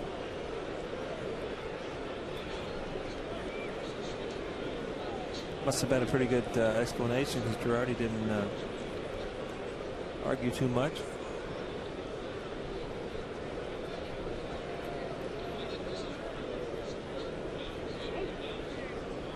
Game slows down considerably as CC taking a lot of time with runners on base. Now Molina wants to talk with him. Here's the ball boy coming out, giving the baseballs to Demuth.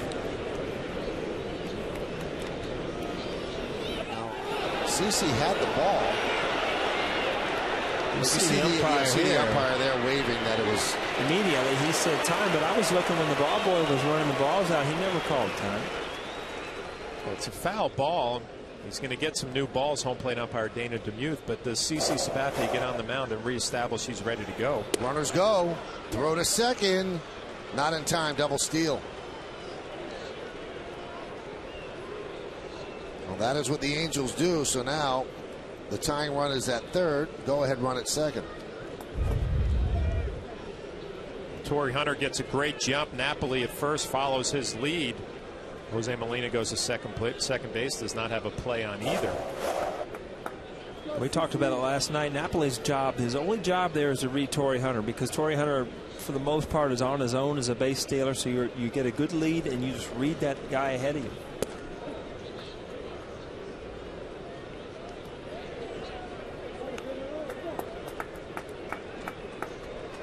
CC Sabathia behind in the count 2-1 with first base open. You don't have to give in to Morales here.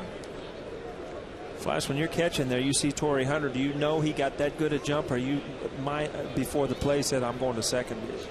You know, you have the luxury behind the plate. You can see Torrey Hunter's jump, so you have the ability to throw to second base if you want to. You know the Robinson Cano is going to be there, so you just read which one had a better jump and you take your shot. That's going to tie the game. A ground ball to Jeter. He throws to first. They get Morales. Hunter scores. Napoli moves to third. It's a 1-1 contest.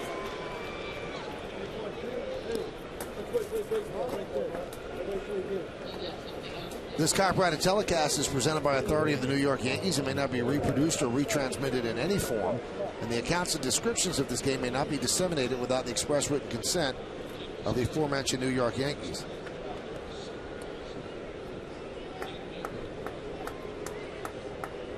There's Juan Rivera.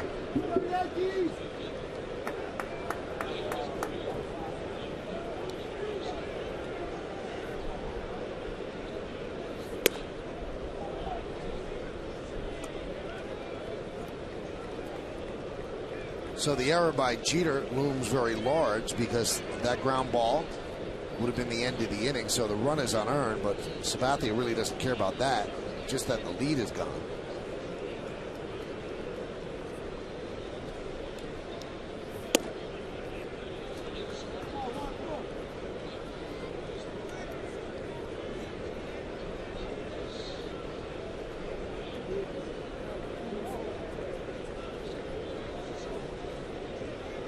Rivera has one of the 4 hits for the Angels, a base hit to right field, his first at bat.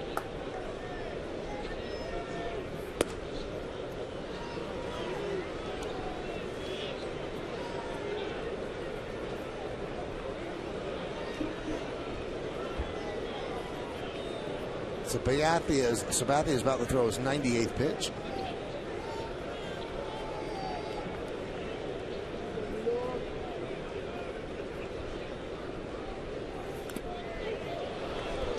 Molina goes down. That you don't miss, right, John? Not at all. Juan Rivera at the green light, 3-0. See where this catches Jose Molina. Right off the chest. Sometimes you're a little shocked that a guy's even swinging 3-0, so you're not really locked in behind the plate with your balance. Kind of catches him back on his heels.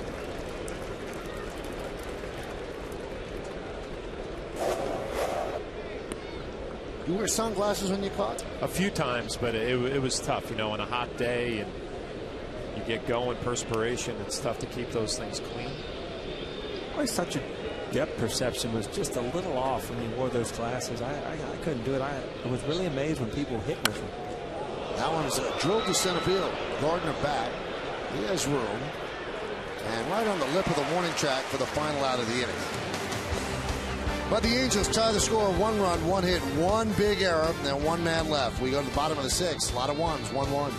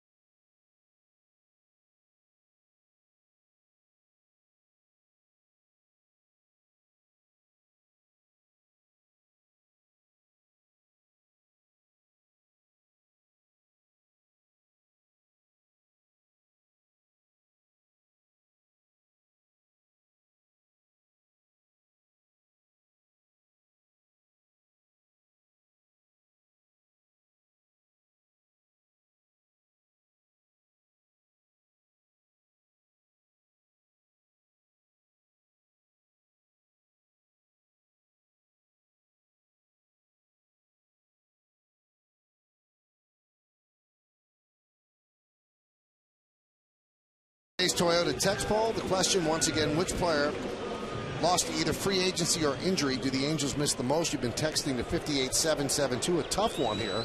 53% said K-Rod, 22% Vlad, 15% Mark Teixeira, and 10% John Lackey. And as Paul said, that's a difficult choice. All four very important. Top of the Yankee order against Matt Palmer, who has retired 14 in a row. Yankees have just one hit, and that was a one-out RBI single by Matsui in the first inning. Angels get an unearned run because of Jeter's throwing error in the 6th, and we're tied at 1. See if there was a little wake-up call. I mean, your number one guy, Sabathia, looked like he was locked in, going to cruise in this ball game. And the error by Derek Jeter. Now we have a tie ball game. See if they wake up offensively. You got to give Palmer credit. Nice little cutter. Doesn't do a whole lot to impress you with the strikeouts, but throwing a lot of strikes with some movement. I was going to say he's got movement. He's got movement with his two-seamer back into righties and his cutter into lefties. So, you know, he can get that ball born into both hitters, and that can help. Obviously, if he didn't have that cutter, left-handers would be a real big problem. And right now, he's getting enough movement with his two-seam fastball to keep honest for right-handers. Check swing. Did he go? No, he did not. Now, you're a firm believer, Paul, that the home plate umpire can't call a check swing. I don't think so. And I asked Flash last night, as a catcher, do you ever see where the bat head goes? And he's like, no. My thing was always, you should be watching strike or ball. And they're complaining right here that Derek went. And, you know, if he hits that ball on the barrel, that's a base hit to right field. So I can see their point. But, you know, if I was hitting, I wouldn't want to call. Well, you wonder if the first base umpire, Todd Tickener, I mean, he rang Derek Jeter out on looked like a foul ball. Do you want to do it 2 times? Derek Jeter. But again, I asked Flash last night, and he said he never saw the bat head go through the zone. So to me, I don't think the home plate umpire can either. I mean, it's just an easy way to check at the first base or third base umpire. That's their job, to see the ball. Yeah, that's what they're there for. That's right. So there's no way they could see both. I don't think so. How can they tell where if that bat head gets across the plate from where they are? I was never one to argue with umpires, though, Michael, but, you know, it was just easier to tell that guy behind the plate to check with the third baseman in the first base. I just had a flashback. You know how many times I had to tell the umpire, don't let him do that to you. Don't let O'Neill get in your head. You're better than that. Set people up, you know. You might need a good call at the end of the game or something. Driven out to center field and deep. Torrey Hunter back, still back, and it's one hop into Monument Park. A double for Derek Jeter. So that breaks the string of 14 in a row by Matt Palmer. And Mike Scioscia was hot with the first base umpire. That's not going to make him any happier, seeing Derek Jeter drive this ball to center field.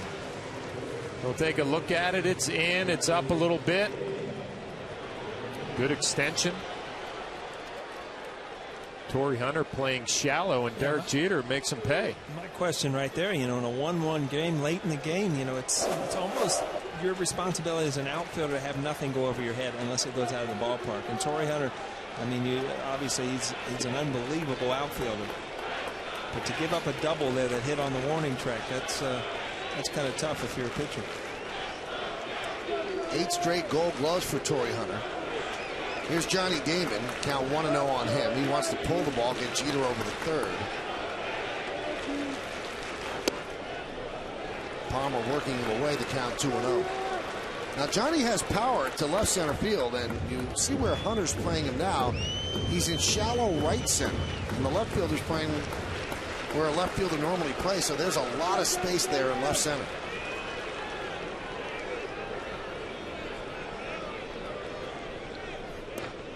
There's a strike.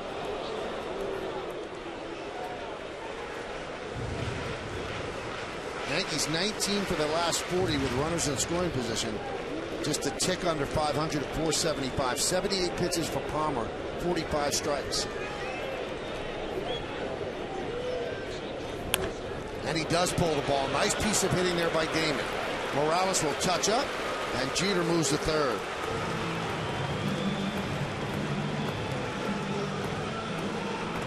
Get a lot of high fives in that Yankee dugout. Kevin Long, hitting instructor, all the way down the dugout.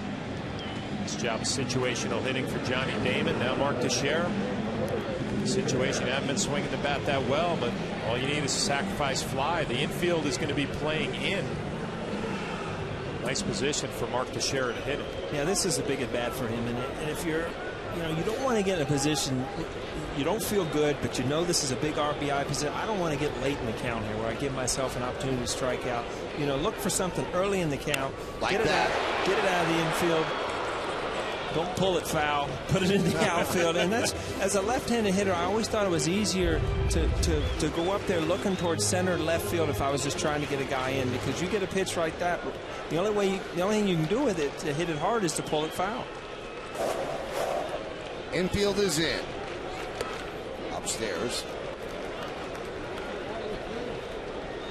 I was just thinking, Mike Scioscia, having Teixeira on his team last year and Scioscia being the next catcher, you figure he'd know exactly where to pitch Teixeira. It looks like they're trying to pound him up and in and then go away.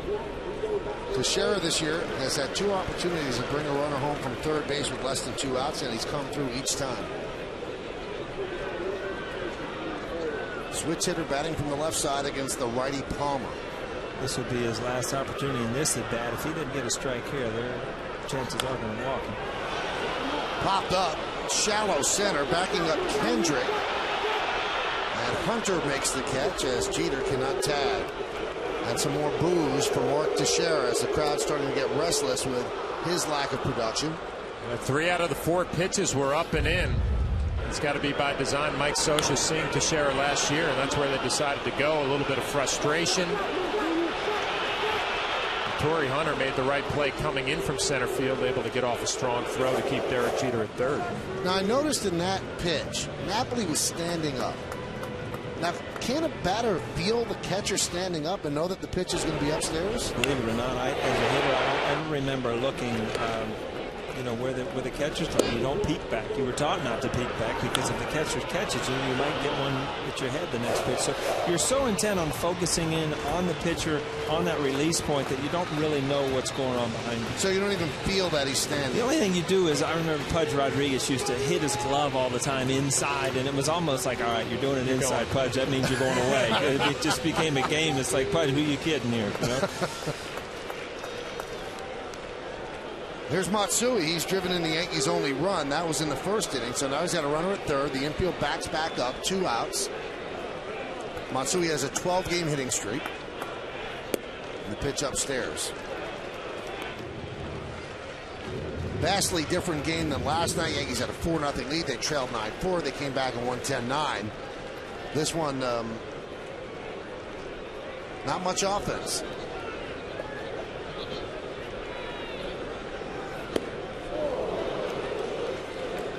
Must be hard to pick up his pitches, because at 89, people are late on fastballs upstairs. It's funny. He is intentionally pitching upstairs in this inning, where he's been down and in with the sinker and the cutter pretty much all day. Got that big out with Teixeira up out of the strike zone. Trying to do the same thing with Matsui.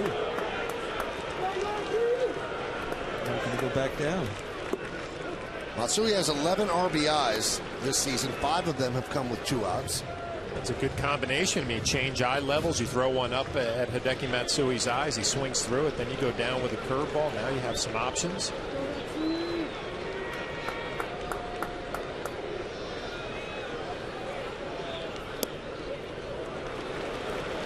And the count now 3-1 with the red-hot Cano on deck.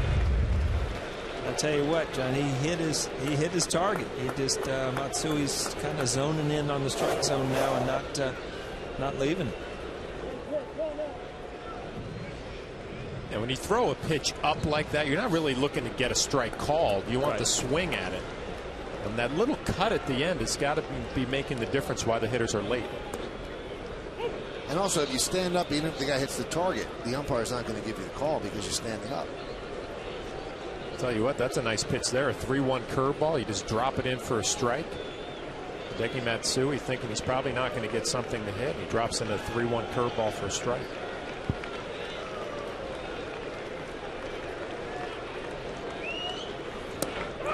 struck him out. Big comeback by Matt Palmer. He survives the leadoff double by Derek Jeter and ends up stranding him at third. No runs are hit, no errors. One man left on base.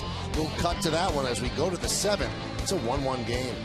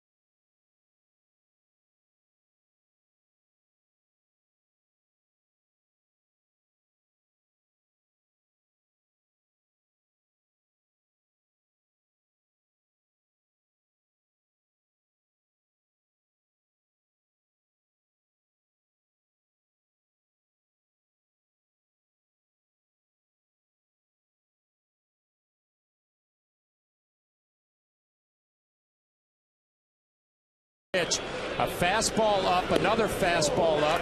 Then he decides to change his eye level, go with a curveball down, another fastball up, a curveball for a strike, and the best pitch of the at-bat, a cutter backdoor. Hideki Matsui had not seen that pitch the whole at-bat.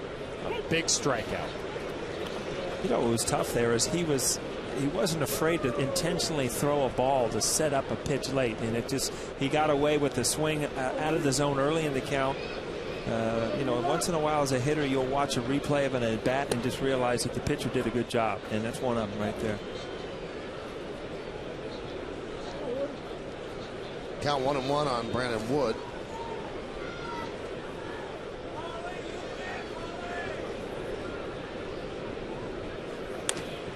Punch out toward right field. Nice piece of hitting there by Brandon Wood. He picks up a single to open up the inning. Brandon Wood pulled a base hit his last time. It's a good pitch, down and away. Just stays on it, slaps it the other way. We talked about his power in the minor leagues. So it shows the ability to use the whole field. 101 pitches for Sabathia.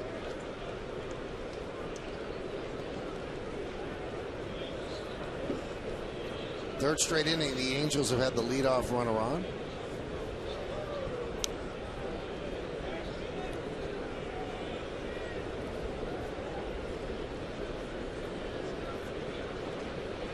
Yankees have to be looking for the bunt from Asturias. Pena in on the grass at third.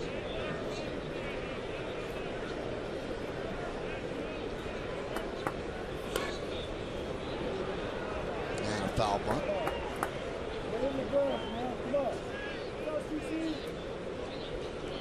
Third base coach Dino Ebal trying to get an angle so he could see the sign from Socha. See what Asturias does this at bat. Last night he came in to bunt. Fouled the first one off just like he did there. Took strike two and then had an outstanding at bat and finished it off with a base hit. Base hit or a walk? Base hit. Base hit to right field. That's one of the best at bats we saw all night. Fouled off 8 or 9 pitches. Hit and run there. Popped up, shallow left, coming on his Damon. He's at the plate on a hop. Brandon Wood would have been doubled up because he was at second base if Damon makes that catch. We got to realize as an outfielder, when you see the runner in motion, you got a chance to get a double play here if you can make this play. Ball gets in on the Sturris, and he doesn't drive it out. Obviously, Johnny Damon must have froze. Didn't get a good jump coming in.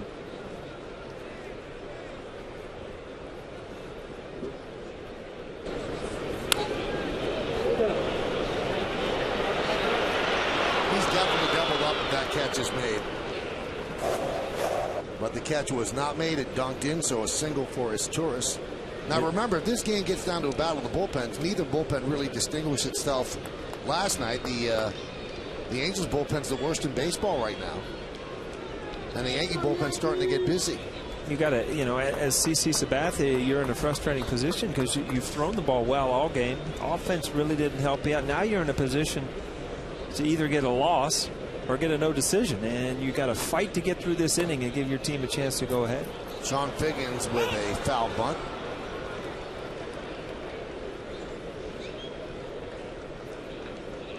When you take the mound and have the kind of stuff that CC had early in the game, you just hope that your offense can throw up 3-4 runs, and it'll be an easy afternoon. But it's you know, it's credit to Palmer. He's thrown the ball well. He's fought out of some jams, and he's kept the Anaheim Angels in this game where they have an opportunity to go ahead here.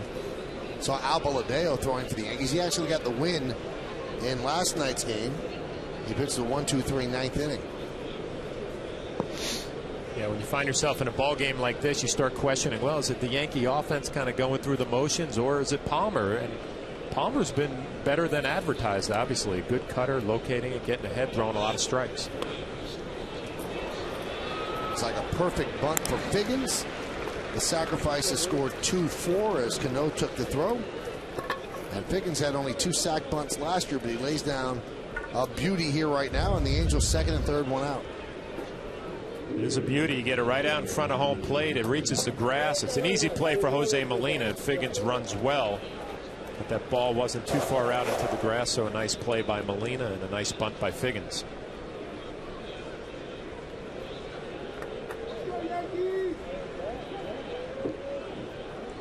Here's Gary Matthews Jr. The Yankees will actually give up the lead on a ground ball to short or to second. They're in at the corners. Or should I say they give the lead to the Angels with that ground ball?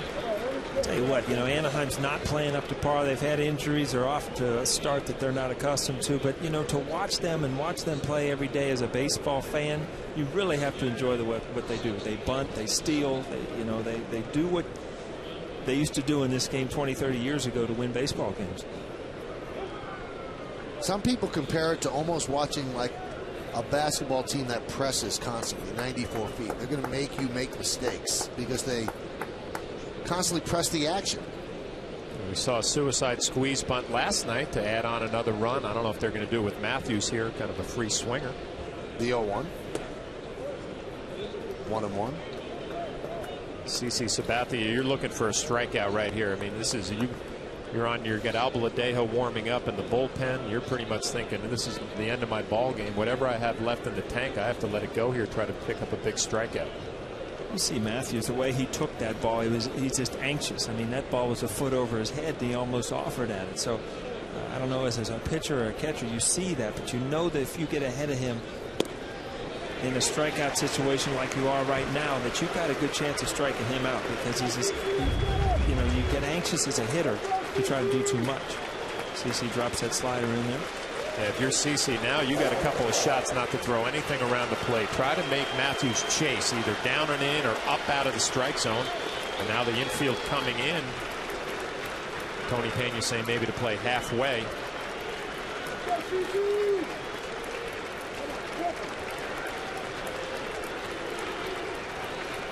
Swing and a miss.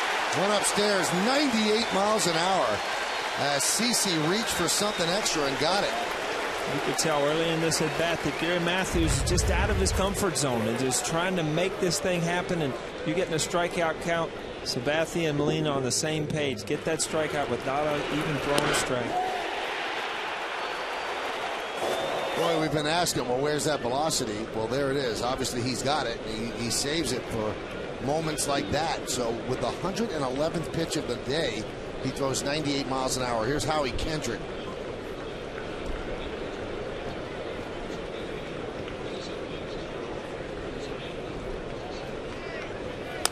Line drive foul. He is so dangerous to the Yankees. But you've got Torrey Hunter on deck, so you certainly can't pitch around Kendrick. He's 1 for 3 today. Robbed of an extra base hit on a diving play by Cabrera in the third. He has 41 hits in 90 at-bats against the Yankees' lifetime. This reminds me a lot of that at-bat that he had last night with Andy Pettitte, where he got 2 outs and he's got this 2 men on, and instead of getting out of the inning, which Sabathia has an opportunity to do right here, he gave up that 2-out single up the middle.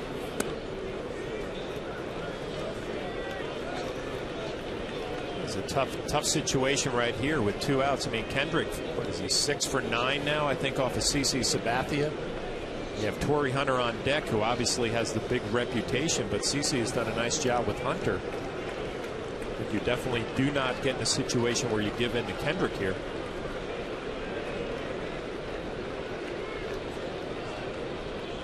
One. Grounded up the middle. Does it squeak through? Grabbed there by Cano. Off balance throw. Can't make the play. Run scores. Angels lead 2-1.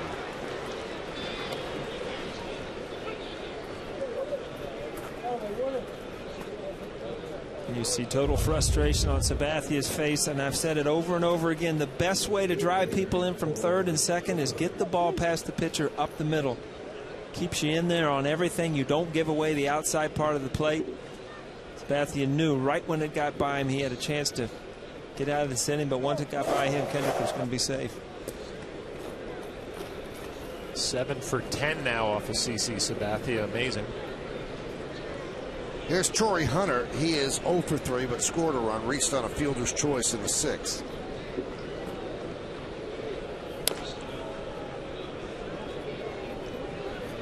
Baseball's such a sport that's ripe for second guessing.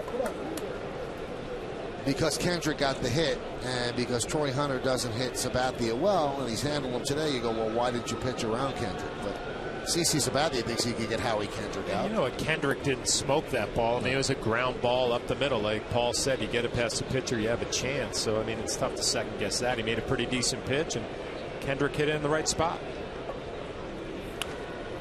Fouled away. Now with CC, you have to guard against a letdown in this batter, because you've given the lead to the Angels, and you don't want to give them more, especially the way Palmer's pitching.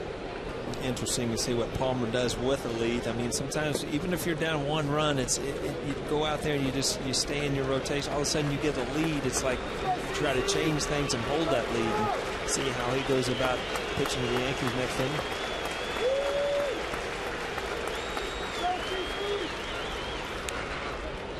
Just got a piece to stay alive on the high fastball. That was 99 miles an hour. This sounds fast. And Torrey Hunter's reacting like, yeah, it was 99. You look at that expression on his face. Digging in, saying, I'm in trouble here if he throws that same pitch.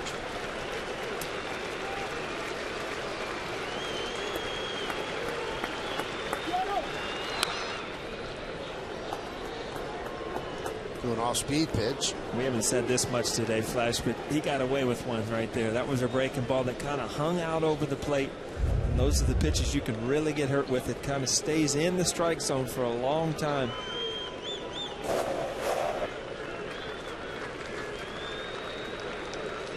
$116 pitches for Sabathia.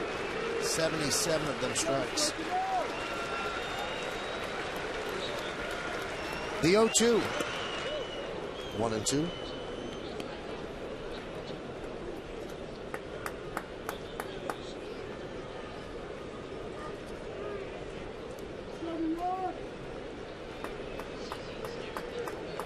Two-1 Angels lead. We're in the top of the 7th inning.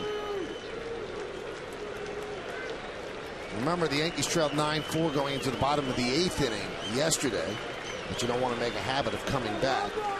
Runner goes from first. That one is drilled to left field. Johnny Damon back, still back, turning, looking, and it's off the base of the wall. 2 runs are going to score. Torrey Hunter is at second with a 2-run double, and it's 4-1 Angels.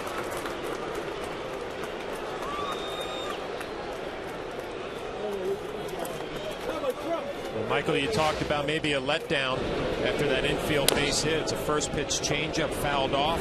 Good fastball. Another good fastball to half swing, and then the one that he wanted to hit. Slider, fastball up and in. And then he gets another slider. It's down and in, and Torrey Hunter all over it. Keeps it fair, not too quick where he hooks it foul, hits off the wall, and gets away from Johnny Damon. Well, CC Sabatia's day is over as Joe Girardi will go to the bullpen. Yankees in a 4-1 hole. You come on back.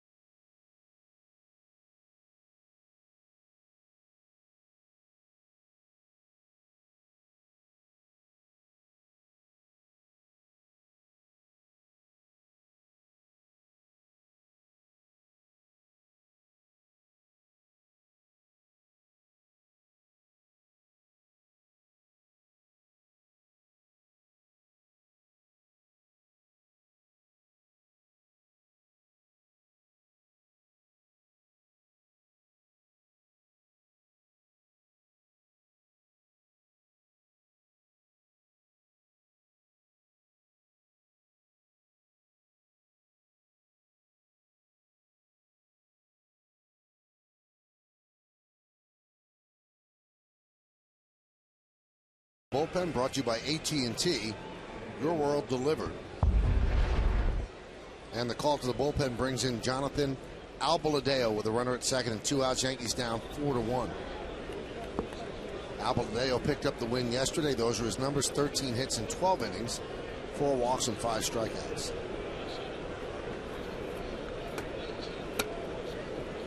So Hunter with a big double over the head of Johnny Damon.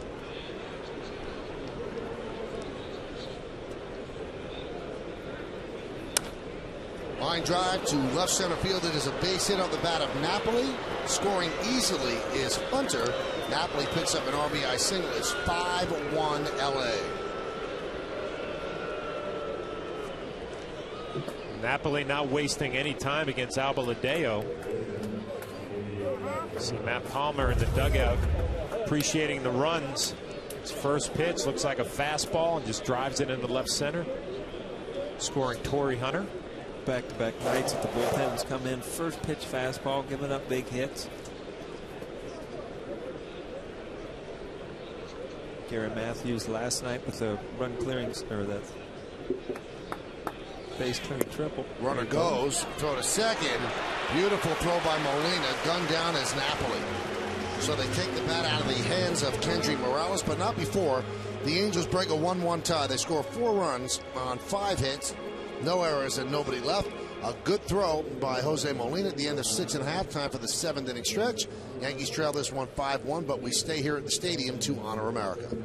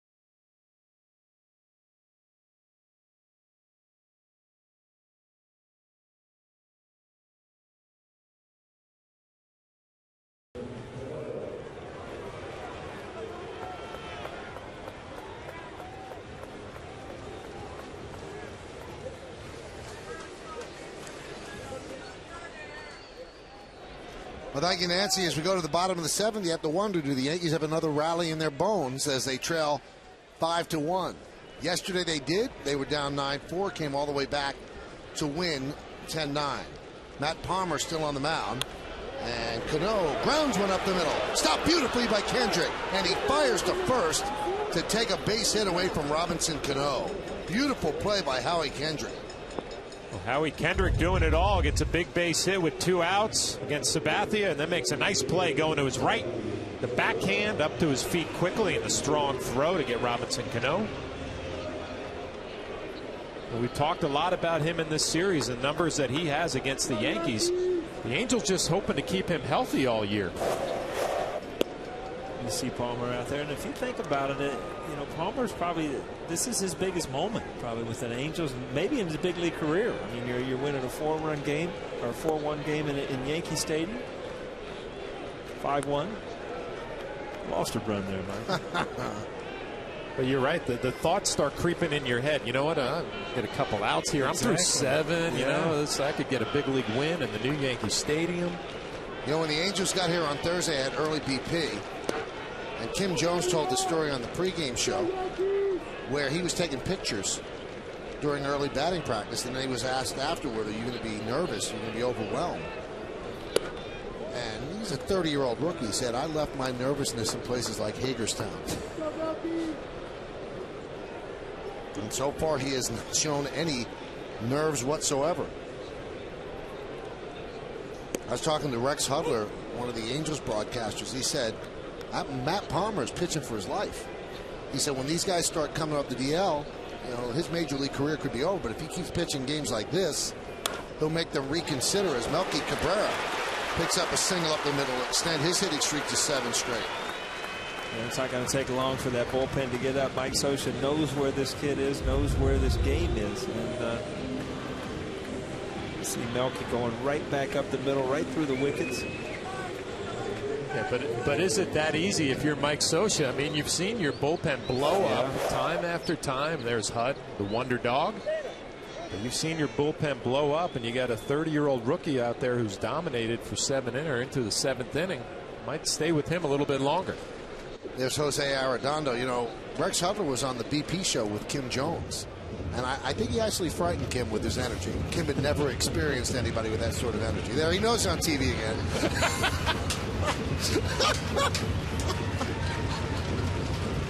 He's really out of his mind, but in a good way. He tells this great story. He was the #1 draft pick for the Yankees, and he was in the minor leagues forever. And finally, he wanted to get out of the minor leagues, so you know what he did? He wrote a letter to George Steinbrenner.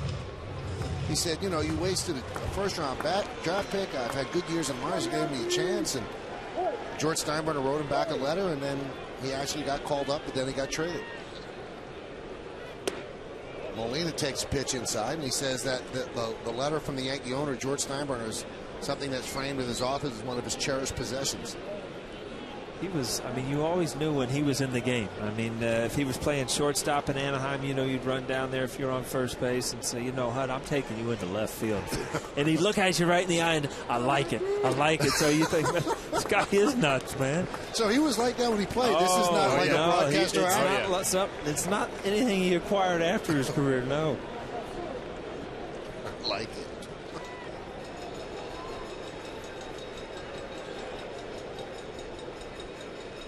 He dropped off a book yesterday to you, Splinters, he called it, handwritten, and in that book has a written letter from George Steinbrenner. Yeah. Took a picture of it when he was traded, and I thought, you know, what a neat thing that he kept. Steinbrenner saying he had an opportunity to go somebody else who was for him, and you know, that doesn't happen. I got the news that I was traded on the answering service, so to get a written letter from George Steinbrenner, I thought that was pretty cool.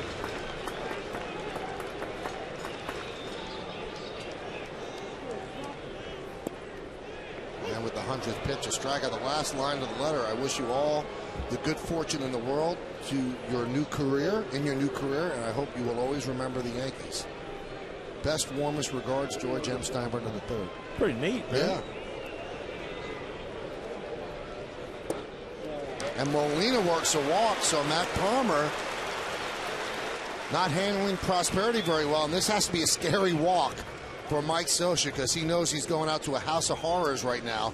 His bullpen has really been struggling all year, and it hasn't been their starters despite the injuries, hasn't been their offense despite the loss of Vladimir Guerrero. They are right now 9-13 because of that bullpen. So a good job by Matt Palmer, but runners on first and second, one man out, and Arredondo comes on to face Pena.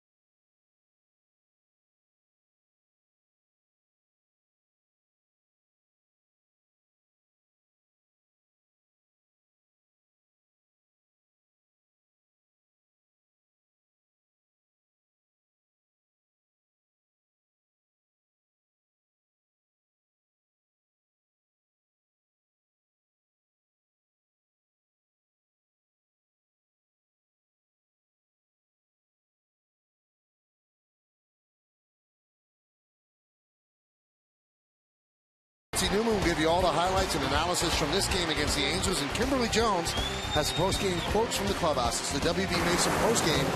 It's only on Yes. So the Yankees making them move right now. A little early, it's 7th inning. They're down 5-1, but you see where the Angels bullpen ranks. Last in ERA, last in batting average against in the American League. And Joe Girardi's going to his bench right now. He is going to pinch hit for Ramiro Pena with that man, Jorge Posada. Arredondo deals. Strike. One thing that we saw from the Angel bullpen last night, and you see Arredondo's numbers, fastball, fastball, fastball. Well, Arredondo came in just throwing fastball after fastball and gave up a couple of hits, and then he got nasty with Johnny Damon, started throwing some split fingers. But a curious move for me right here, bringing in Jorge Posada in the 7th inning with one out. You got to believe this 8th spot in the order is going to come up in the 9th inning, maybe with a chance to tie or go ahead. Joe Girardi trying to go to the well here in the 7th inning. And also, Ramiro Pena has actually been a pretty pesky hitter in these situations, so a little bit of a gamble. Even if you get a home run, you're still down by 1.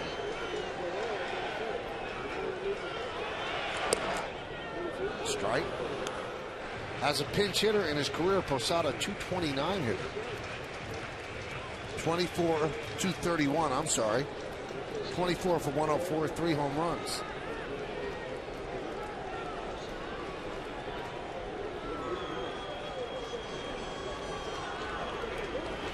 Swing and a miss. It's a better mix than we saw last night. Arredondo is fastball, fastball, fastball. Jorge Posada saw both of them. Fastball first pitch. He takes for a strike, and then he sees the split finger next that's up. And he sees another fastball, and then he finishes him off with a split down.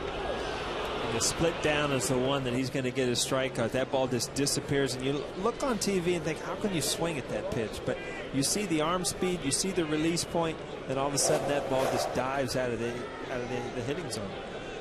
Here's Brett Gardner against Arredondo. And there's a strike.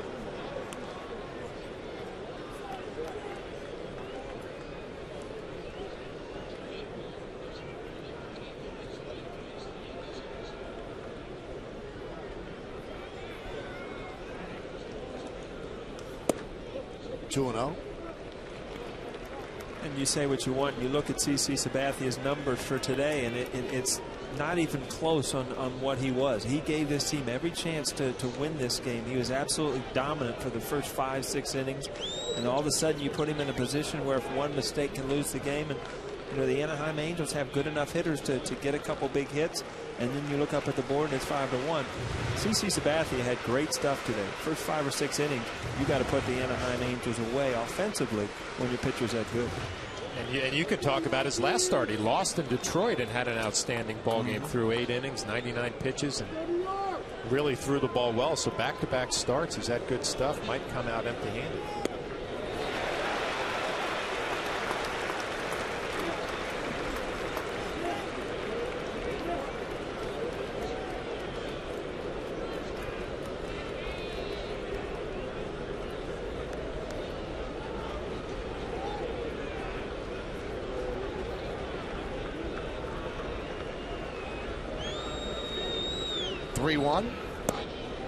And Gardner works a walk. That brings up Jeter as the tying run against Arredondo. And Matt Palmer's getting a little sweaty.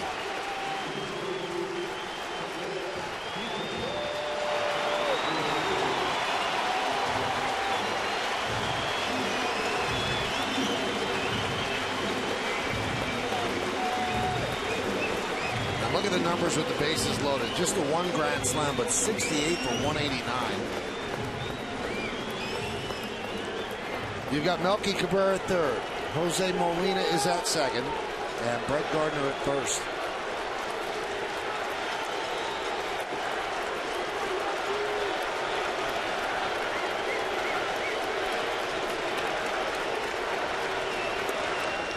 Jeter's been money with runners in scoring position and 2 outs. I believe he's 6 for 9 this year.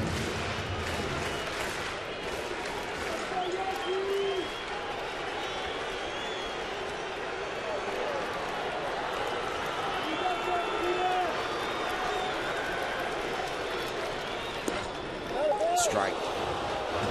Derek Jeter's not going to be happy with that call. Home plate umpire Dana DeMuth. I mean, you got a guy who just walked, Brett Gardner. He throws a questionable fastball down and away. It looks like it's down. Boy, big difference. 2-0 in the count or 1-1.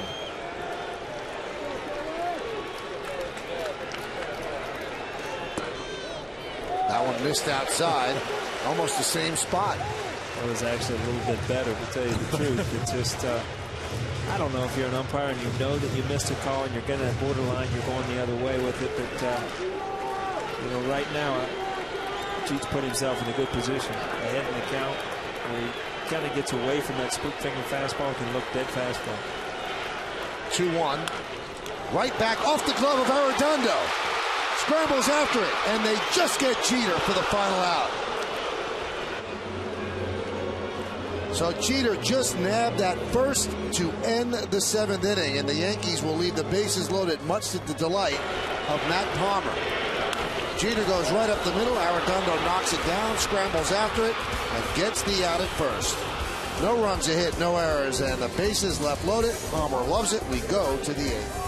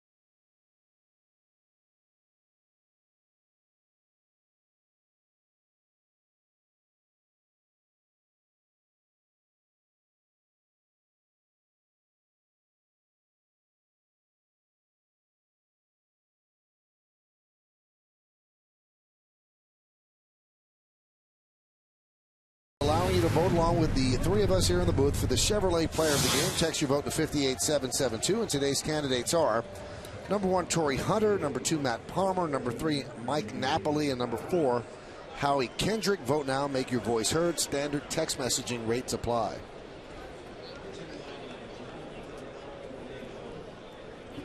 New pitcher for the Yankees is Jose Veras. There's a new catcher as Jorge Posada stays in the game behind the plate. 5-9-0, leading 1-3-1. And Angel Baroa moves in at third.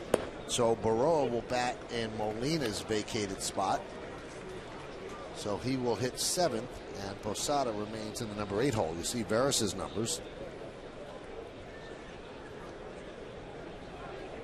So Joe Girardi keeps Jorge Posada, keeps his bat in the lineup.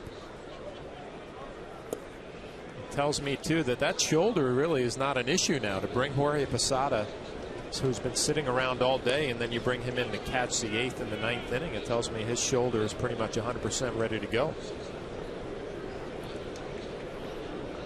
Hopefully. The 1-1. Driven deep out to right center field. That is a bomb. See ya. A home run into the Yankee bullpen. Kendry Morales crushed that one, and it's 6-1 Angels as Veras' struggles continue.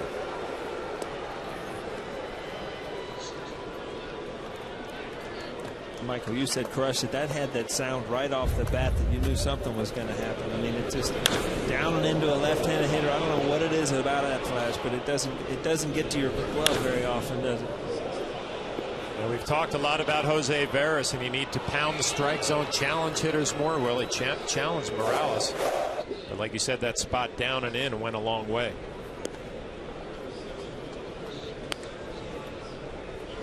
Fourth home run for Morales. Second RBI of the day, second hit.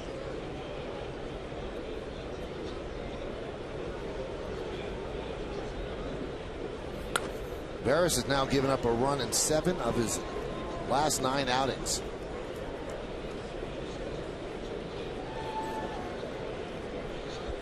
Pitched so well here against the A's in that extra inning game. 3+ innings, actually was outstanding. But he has been highly inconsistent for the first part of the year. 1-1. And after that A's game, he really thought he had found something. Felt very confident, very happy about his performance, and thought he had turned the corner, but he's taking the slide back again.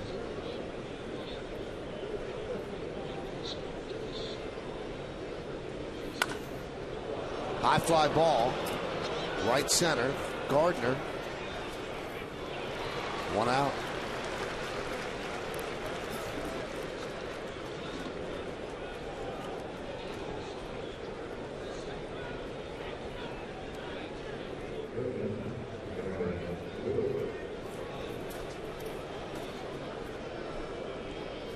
Large crowd here at the stadium today.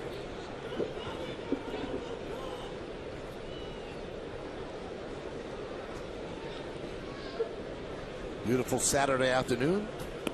Pitches upstairs to Brandon Wood. You wanted to be a weatherman, Michael. I think that was your true aspiration, to be a weatherman. Still out there for me. Still there? Sam Champion, get rid of him. You can do it. I don't want to take anybody's job. Oh, all right. Could just be like a third job. That's what you need, is another one. What do you got going tonight? A couple shows? Something's got to happen. Scott Shields warming for the Angels in their pen.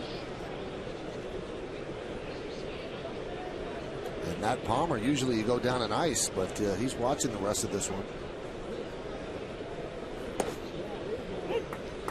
He have a ring on his finger? Yeah. I was going to say, it's not too often you see the wedding ring on the left hand. The pitcher while he's pitching, obviously that would be underneath his glove. Now, I would be curious if that was under his glove, because I would think that that would be illegal. Because if he steps off the mound and rubs up the baseball, you could actually cut up the ball with that ring. I would think you'd have to take that ring off under the glove. But he had that on right after he got out of the game. There's no way he ran and put it on. Brandon Wood walks.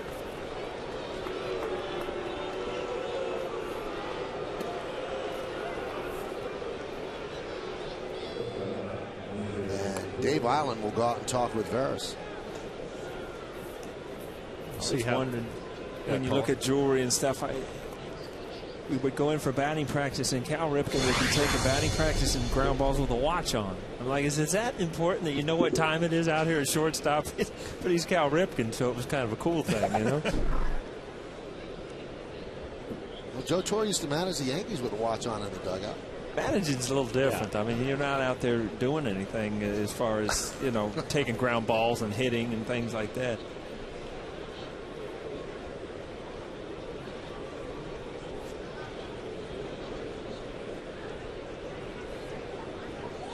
Pitch out.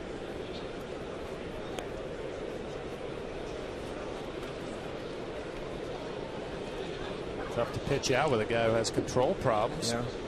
Looked like Dave Island, that conversation with Jose Veras was pretty one-sided. Want to be aggressive, attack the strike zone, but then there was a first pitch out.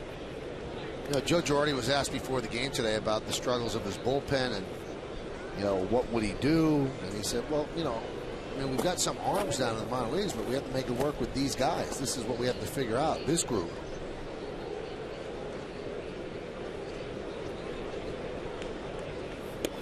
You know, it'd be different if you hadn't seen any success from Jose Veras. We've seen this guy dominate at this level, so you know he has the ability. You know that he has the arm to do it. It's getting him back on track. In 11 2/3 innings this year, Veras has allowed 19 base runners. Grounded to Teixeira. Goes to second for one. On to first. Not in time. I tell you, you might not have noticed, but that was a tough throw for Teixeira because he couldn't get inside or outside of the runner. He had to absolutely kind of lob it over his head and just get it around him to Jeet, because you couldn't throw it hard because he'd hit the runner in the shoulder. But it allowed him too much time to turn the double play.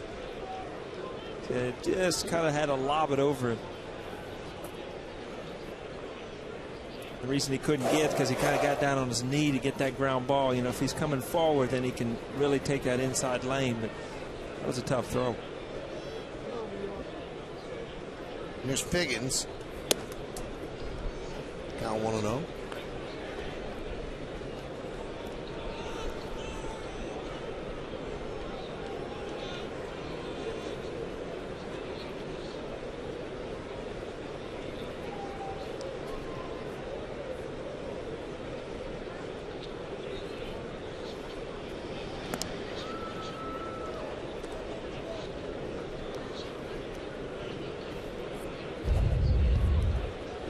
He had the ring on during the game. We got a shot of Wood with the ring on during the game. I'm surprised that was not pointed out by the umpires and have him take it off. Runner goes. Throw to second. It tails on a stolen base for Izturis. Tell you can just see over and over what this running game of the Angels is doing. And, you know, it's taking pitchers out of their rhythm.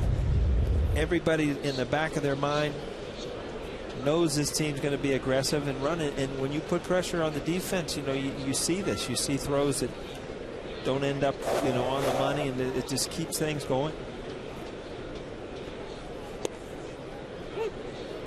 Count 2-1 on Figgins.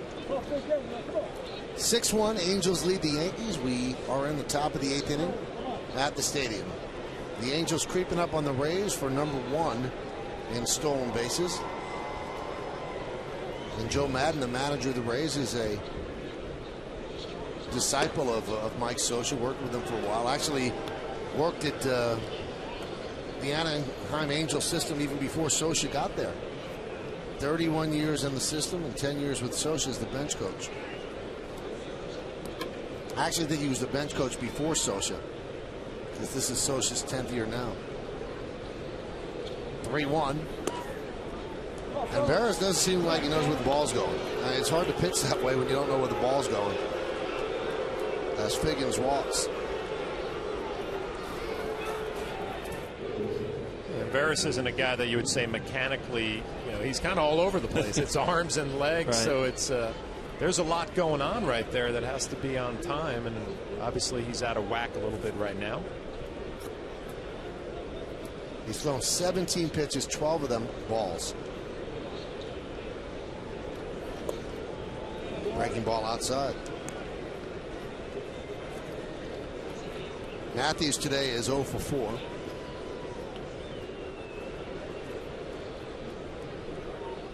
That strikeout in the 7th, the big strikeout by Sabathia, blistering fastball upstairs. But then Howie Kendrick got an RBI single, and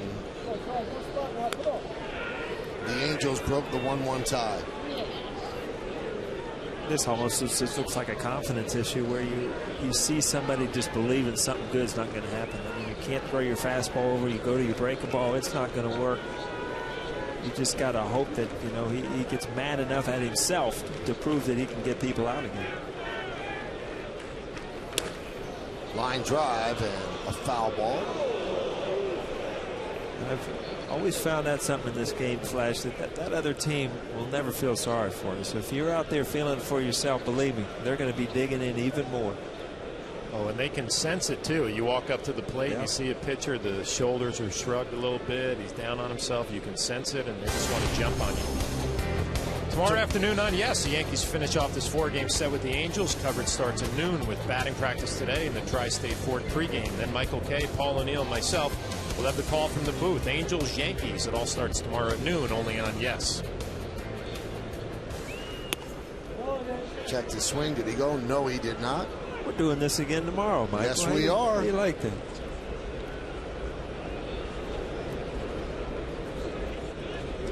What restaurant gets the O'Neills tonight? I don't know.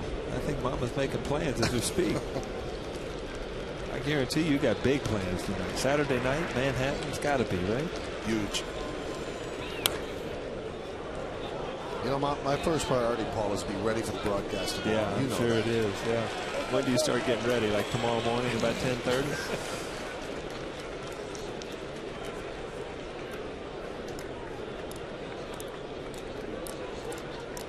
I'll make a bet with you that I'm in bed before you are tonight. I think you might be wrong on this one. I think you might be wrong. The 3-2 struck to center field. Gardner shading his eyes from the sun, and he fights it into the glove for the final out of the 8th inning. But the Angels get one more run on 1 hit, no errors, and 2 men left on base. We go to the bottom of the 8th inning. 6-1 Angels.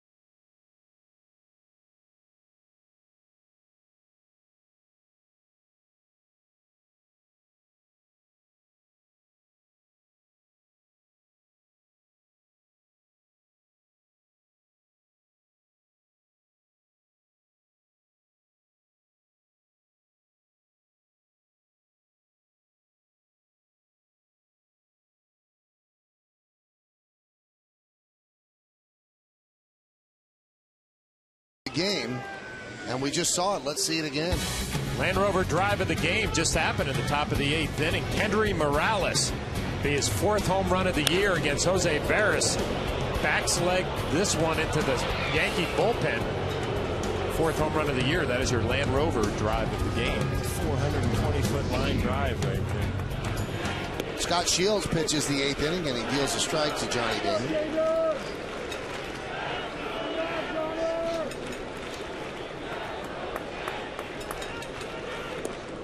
Pitch inside. See Shields' numbers, very unshield, like 10 walks. Hard to understand. That one's driven out to left field. Rivera is there, and there's one away. You know, it's hard to pick one moment in a baseball game because there's so much ebb and flow throughout a game. But in that 7th inning, when the Angels scored the 4 runs,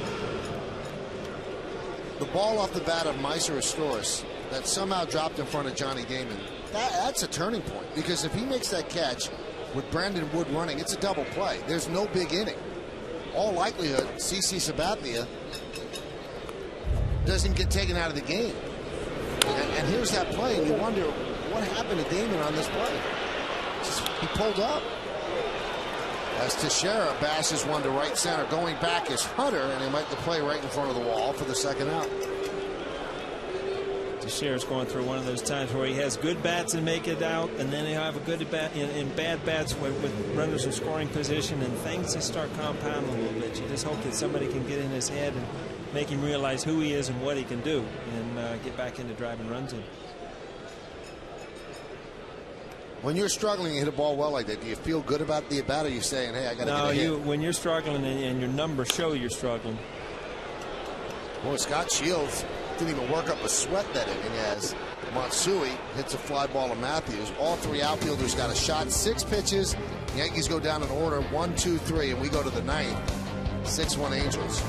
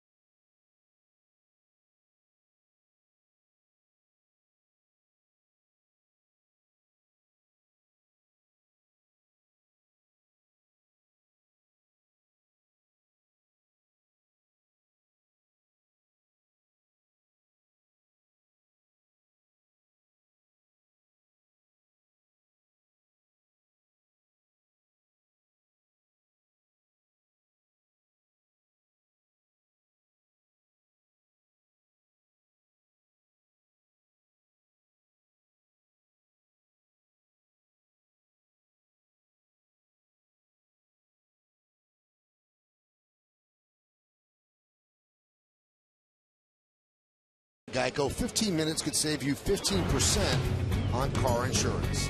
Torrey Hunter in the 7th inning where the Anaheim did their damage. 2-strike slider. He drove in there to drive in 2 more runs. And ran CC Sabathia out of the game. That is a Geico play of the game. So we head to the 9th inning, and the Yankees use their 4th pitcher. Sabathia was relieved by Alvaladeo. Then Veras struggled through a 1-run 8th, and now it's David Robertson. And he will face 3, 4, and 5 in the Angels order. See Robertson's numbers.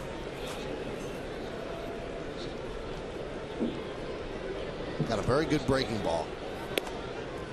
And he sets it up with a fastball, which is upstairs 1-0. Kendrick, another 2-hit day against the Yankees. 2 for 4, 42 for 91 lifetime against the Yankees.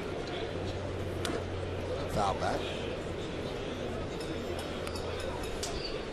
With all the struggles with the Yankee bullpen that we've talked about, I mean, these are the situations for a guy like Robertson where it might not mean a whole lot. You're down by 5 in the 9th inning, but you go out there and have a nice clean inning. You open up some eyes. Good curveball, like you said, Michael. You open up some eyes, the next thing you know, you get an opportunity in a closer game, and you never know where you end up in that bullpen.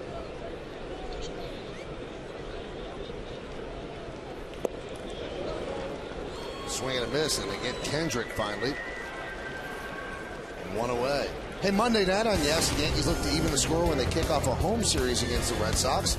Coverage is going to start at 9, or check that, at 6 with batting practice today and the Tri-State Ford pregame. Then David Cohn, Ken Singleton, and I have all the action. It's the Red Sox against the Yankees. The rivalry continues, and it all starts Monday night at 6 right here on Yes. Here's Torrey Hunter. And the pitch inside, 1-0. Now, Eric Ibar, who left the game on a first inning steal by Jeter, where the throw caromed off Jeter's helmet and into the lip of Ibar. He was examined by the Yankee dentist, and they had x-rays taken of the jaw, all negative, but he did have sutures put in his upper left lip by the Yankee doctor. And Paul's still amazed that there is a Yankee dentist. Team dentist. You could probably get a quick checkup before the game tomorrow. Yes, we could. The 2-1. Inside, 3-1.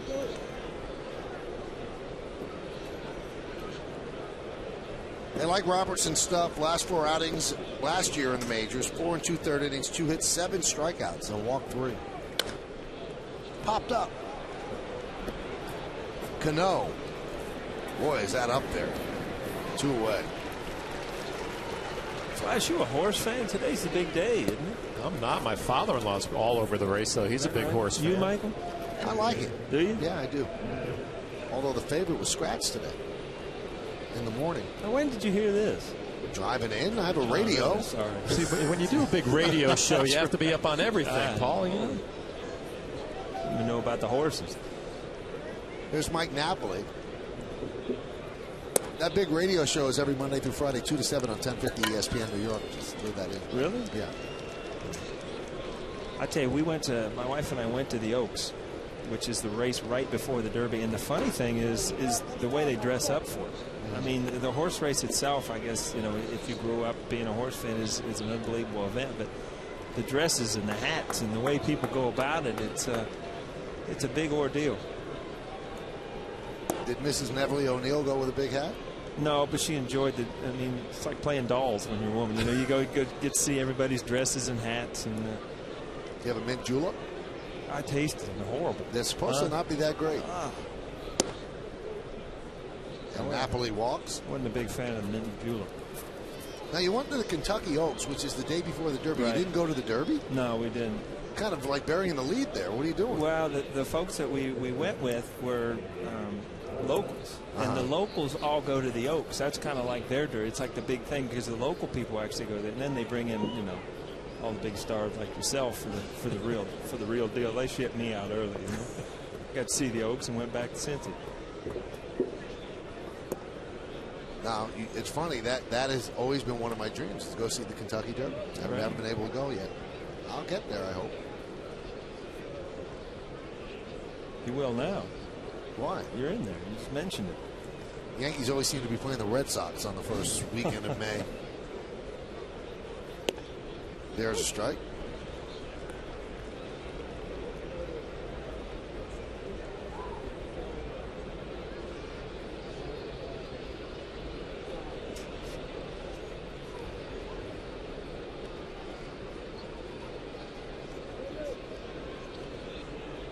The 1-1.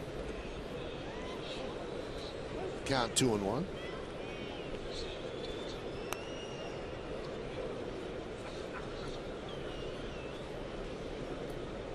Kenji Morales 2 for 4 today. It's 6-1 Angels. We're in the top of the 9th inning here at the stadium.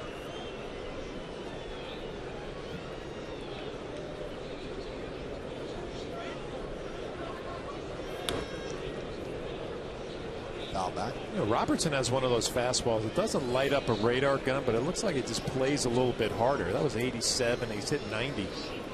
So it looks like it has a little life through the zone. Yeah, I was going to say a little jump at the end of it. And also when, you throw that many good overhand curveballs, you can't really just sit on that dead fastball every time.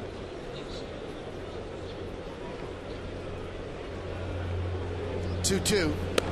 Upstairs, 3-2.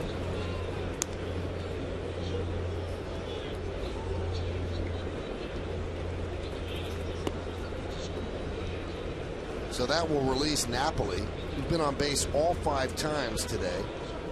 2 walks, hit by pitch, error, and a single. He's going to go. Boy, what a lead. He's almost a third of the way there. There he goes. And the pitch is high. So Robertson walks Morales.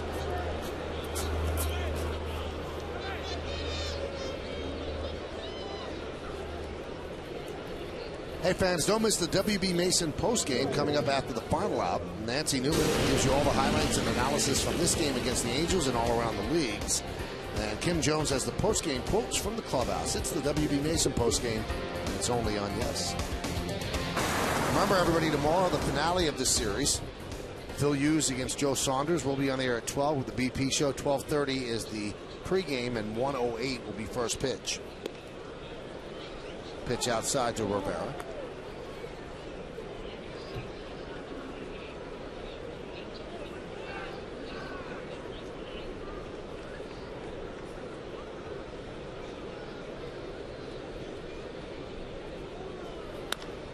And that one's punched out to right field. It's going to dunk in for a base hit. Here comes Napoli. It gets past Cabrera.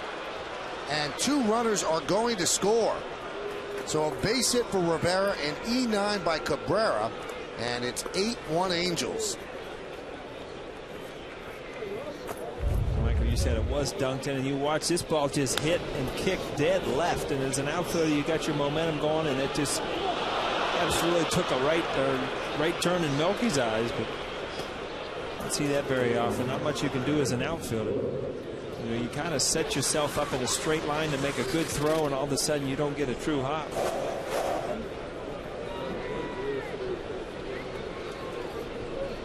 I shouldn't be so quick to hand out the E9 because they could say it wasn't E9. Okay, because the scoring's been somewhat sketchy the last couple of days.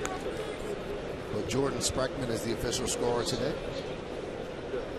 Boy, for a day that started out with CC Sabathia really looking like he was going to dominate from the first pitch, which he had good stuff, but it's turned ugly for the Yankees. This bullpen thing's almost becoming a mental thing. That when you get to it, they're just not shutting that door. You don't have anybody that comes in there with that attitude that we're going to stay right here and our offense is going to come back. They just continue to add on, and late in the game that's tough. Brandon Wood swings and misses, but 2 more runs for the Angels. 2 walks killed Robertson. 1 hit, 1 error, 1 man left. Last legs coming up for the Yankees. They trail by 7.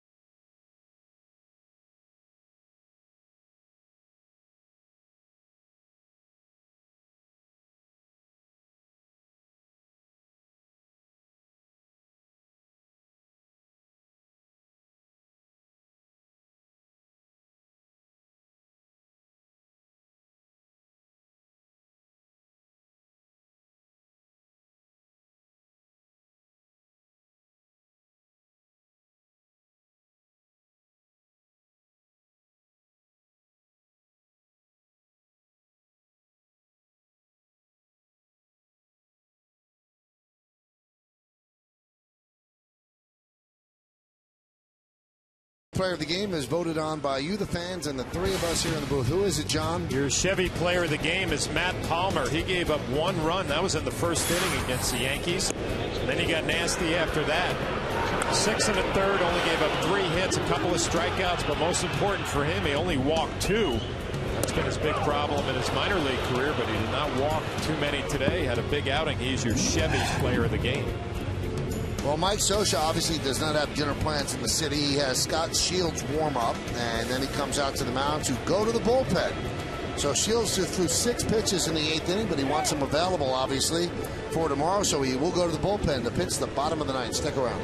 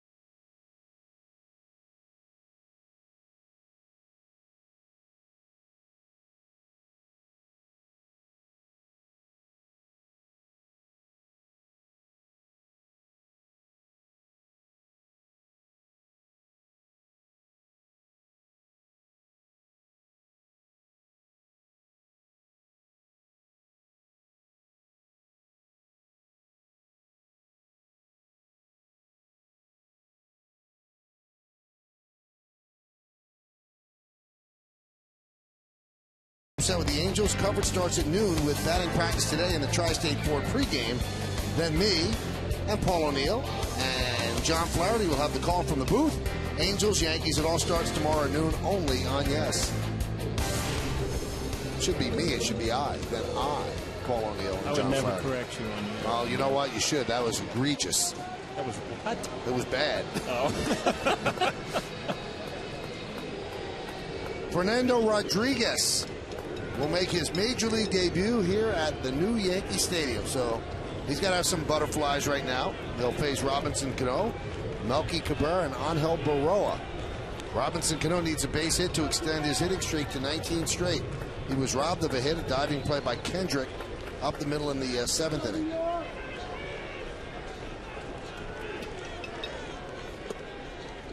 And there's a strike. He's the 4th player to make their major league debut with the Angels this season. Tells you about their injury problems.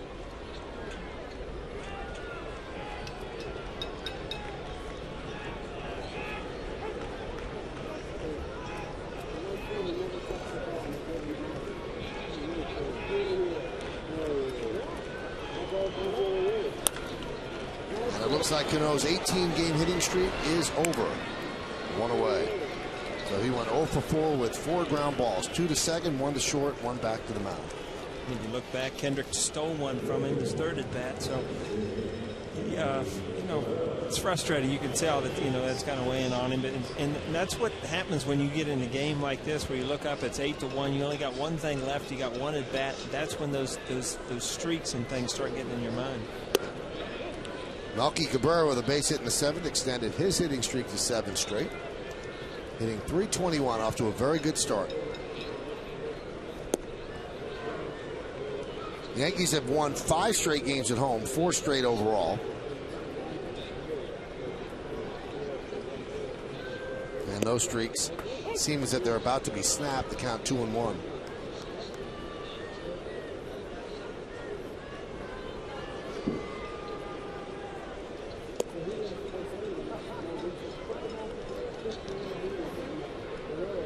Three hits for the Yankees all day to this point. And it's, you're looking at the pitching matchup, CC Sabathia against Matt Palmer. You wouldn't expect 3 hits for the Yankees.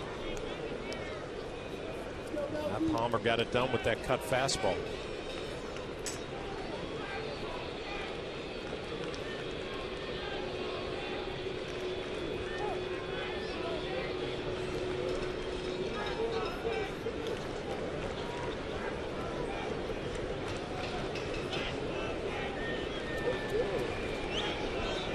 Two, foul back.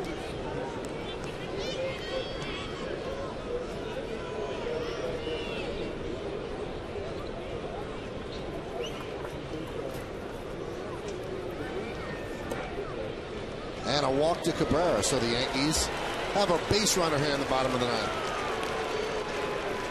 Derek Jeter, like he jammed his neck in the first inning, but played the whole game.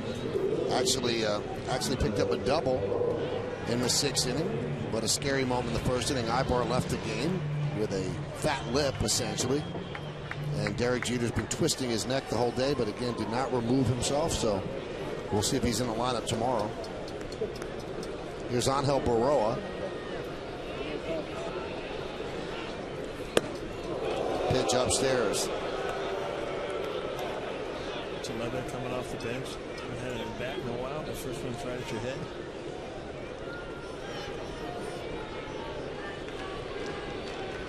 It's funny, you're always accustomed to looking up at the scoreboard, see what the Red Sox are doing, the Tampa Bay's doing, and now you keep track of Toronto because they're playing well. They're in the extra innings today with Baltimore, so this division's going to start separating a little bit because the teams within the division are playing each other. And you're going to see if Toronto's kind of for real because they're playing some of the Eastern teams. Yankees will go all Eastern next week, 2 against the Red Sox, 2 against Tampa Bay right here at the stadium, and 3 against Baltimore, and then they have 3 the next week against Toronto, in Toronto.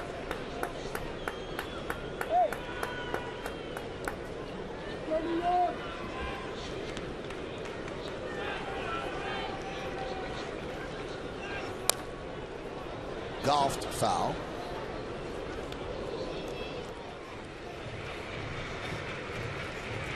Tampa Bay Red Sox tonight. Tim Wakefield 2-1, 1.86 to start the season. Knuckleballer on a roll early on. Knuckleball must be working in April and May, huh?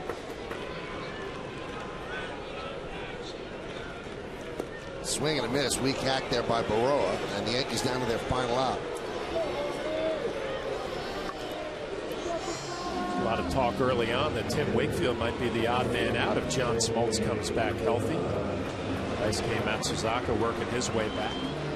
I haven't heard much about Schmaltz. What was the time frame for him coming back? Had a little setback the other day. Oh, he did? Yeah, it was supposed to be 2 months, and he took a little bit of a setback.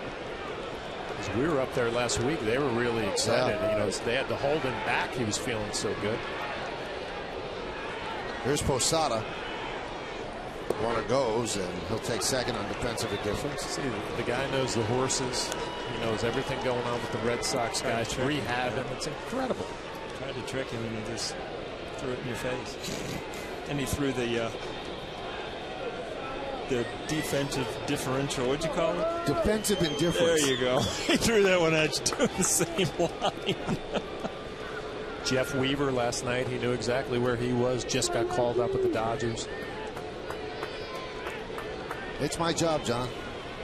It's what I do.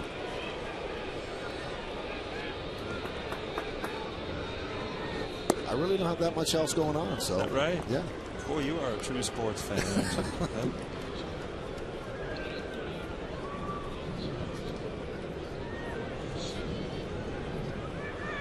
you? 2-0 count on Posada, who pinch hit in the 7th inning and struck out. And there's a strike.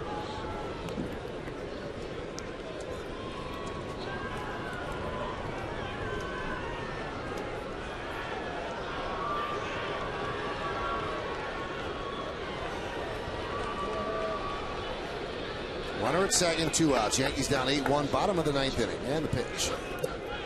And that one gets through Napoli and rolls all the way to the Yankee on-deck circle as Melky goes to third on the wild pitch.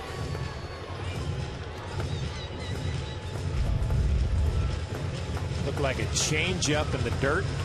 Just skips off a home plate, stays a little lower than Napoli thought it was going to.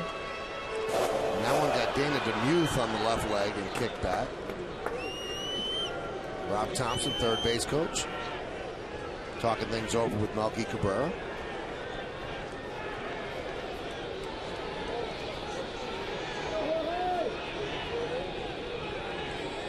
(3-1). That one's driven to right field and deep. Going back is Matthews, looking up. See ya! Yankees are still alive. A two-run home run by Posada, and it's 8-3 Angels.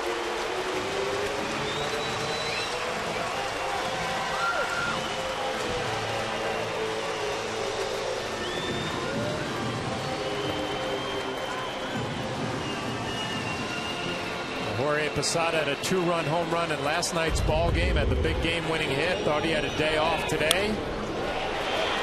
Finished it up with another shot into the Yankee bullpen. His 5th home run of the season. Brett Gardner takes a pitch high. You know, it's easy in an 8-1, then 8-1 game just to roll over a ground ball and we'll get him tomorrow. But, you know, Georgie has a lot of pride in what he does. It's good to see guys that just don't give up. It's an at-bat. It's a major league at-bat. Put something into it. Next thing you know, you hit a two-run homer. You go home knowing that you feel good for tomorrow. And the Yankees down to their final strike as the count is 1-2 on Gardner.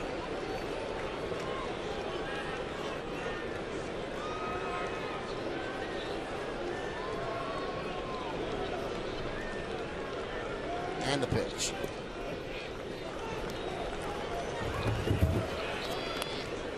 Count 2-2.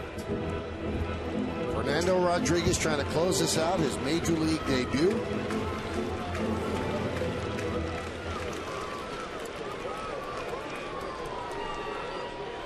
And the pitch. Fouled away.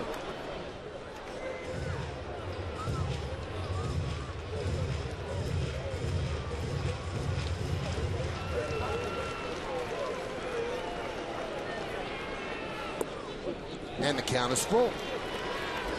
So the Yankees trying to stage a two-out rally here in the bottom of the ninth.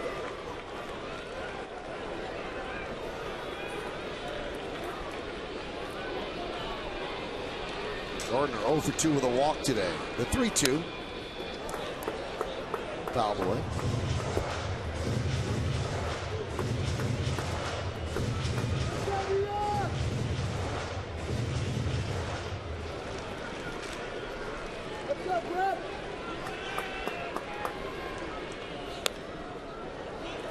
And Gardner keeps spoiling pitches.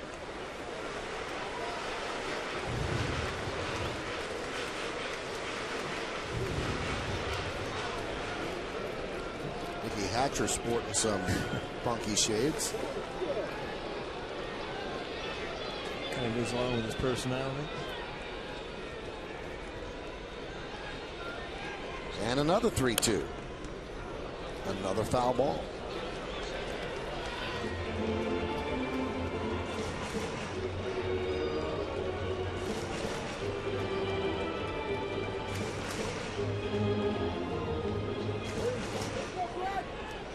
Joe Girardi seen his team win 4 in a row. Now one's popped up by Gardner. Makes the first row out of play.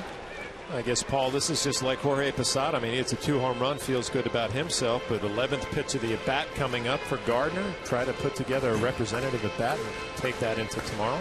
The thing about it is, and I'm just thinking, the last 3 pitches have all been good pitches to hit. So in my mind as a hitter, I'm thinking, what is wrong? I can't center these pitches. I mean, they're good 3-2 fastballs down the middle. I should be able to hit this ball hard. And that's up and in.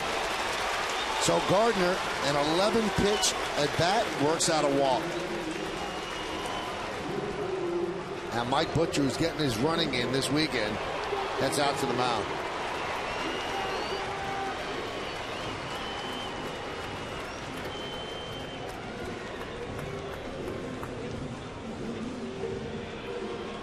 Really looking forward to seeing Phil Hughes tomorrow to see if he can repeat what he did in Detroit. Another quality outing.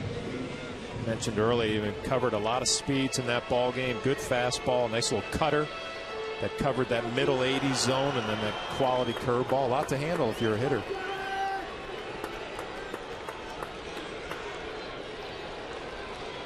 Here's Derek Jeter. Gardner will take second. And what's that call, Paul? Indifference. Defensive indifference. Defensive indifference. In the old days, that was just a stolen base with no throw, wasn't it? Huh? How we get to defensive indifference?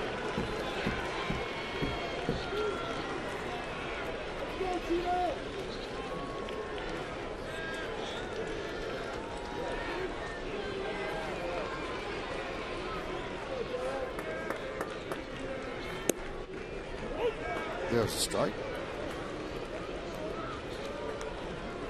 And this is not what Socha wanted with an 8-1 lead. He gets his bullpen up, his closer, Brian Puentes, who failed yesterday, and Jason Bolger, who pitched earlier in the series. The 1-1. 2-1.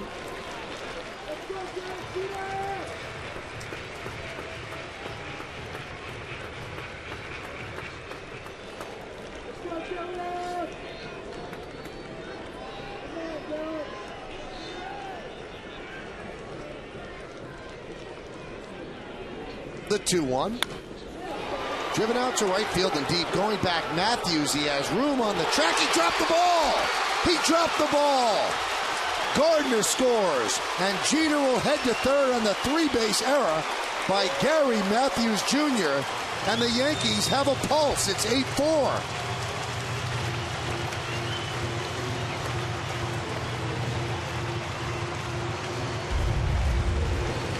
Gary Matthews Jr. had a nice ball game last night. Today it's a little bit different. A routine fly ball. He just clanks it. You can see him glance up at the sun after he missed it. He's got the sunglasses on, trying to feel for the wall. Looks like he has it. It hits right off his glove. Now he looks up at the sun. It kind of ricocheted off his jaw, too. Went off the side of his glove. And close it. Oh, Yeah. we're off the bill of the cap. Well, Mike Socha has to go to the bullpen. He's going to call in Bolger. Yankees still alive.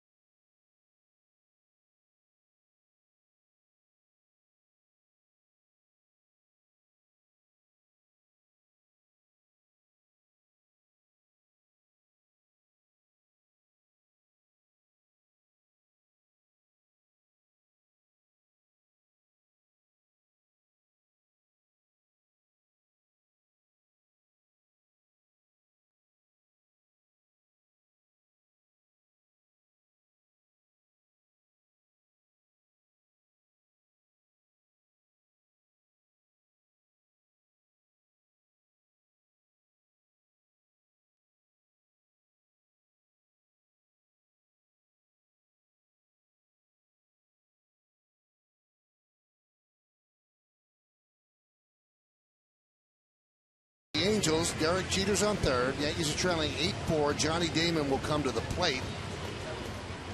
So Fernando Rodriguez, in his first major league appearance, saw things he probably didn't want to see.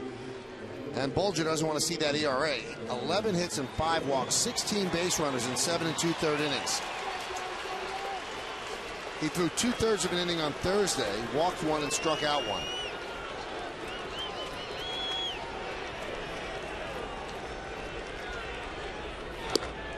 And there's a strike.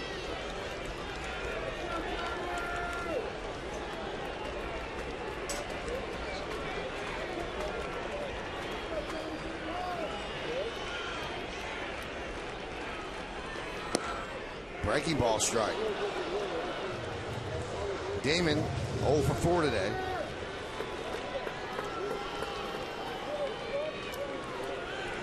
Jeter 90 feet away with the 5th run.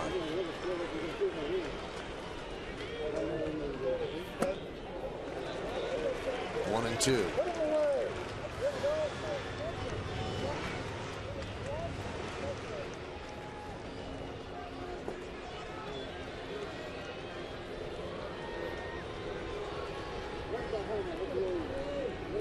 And the pitch.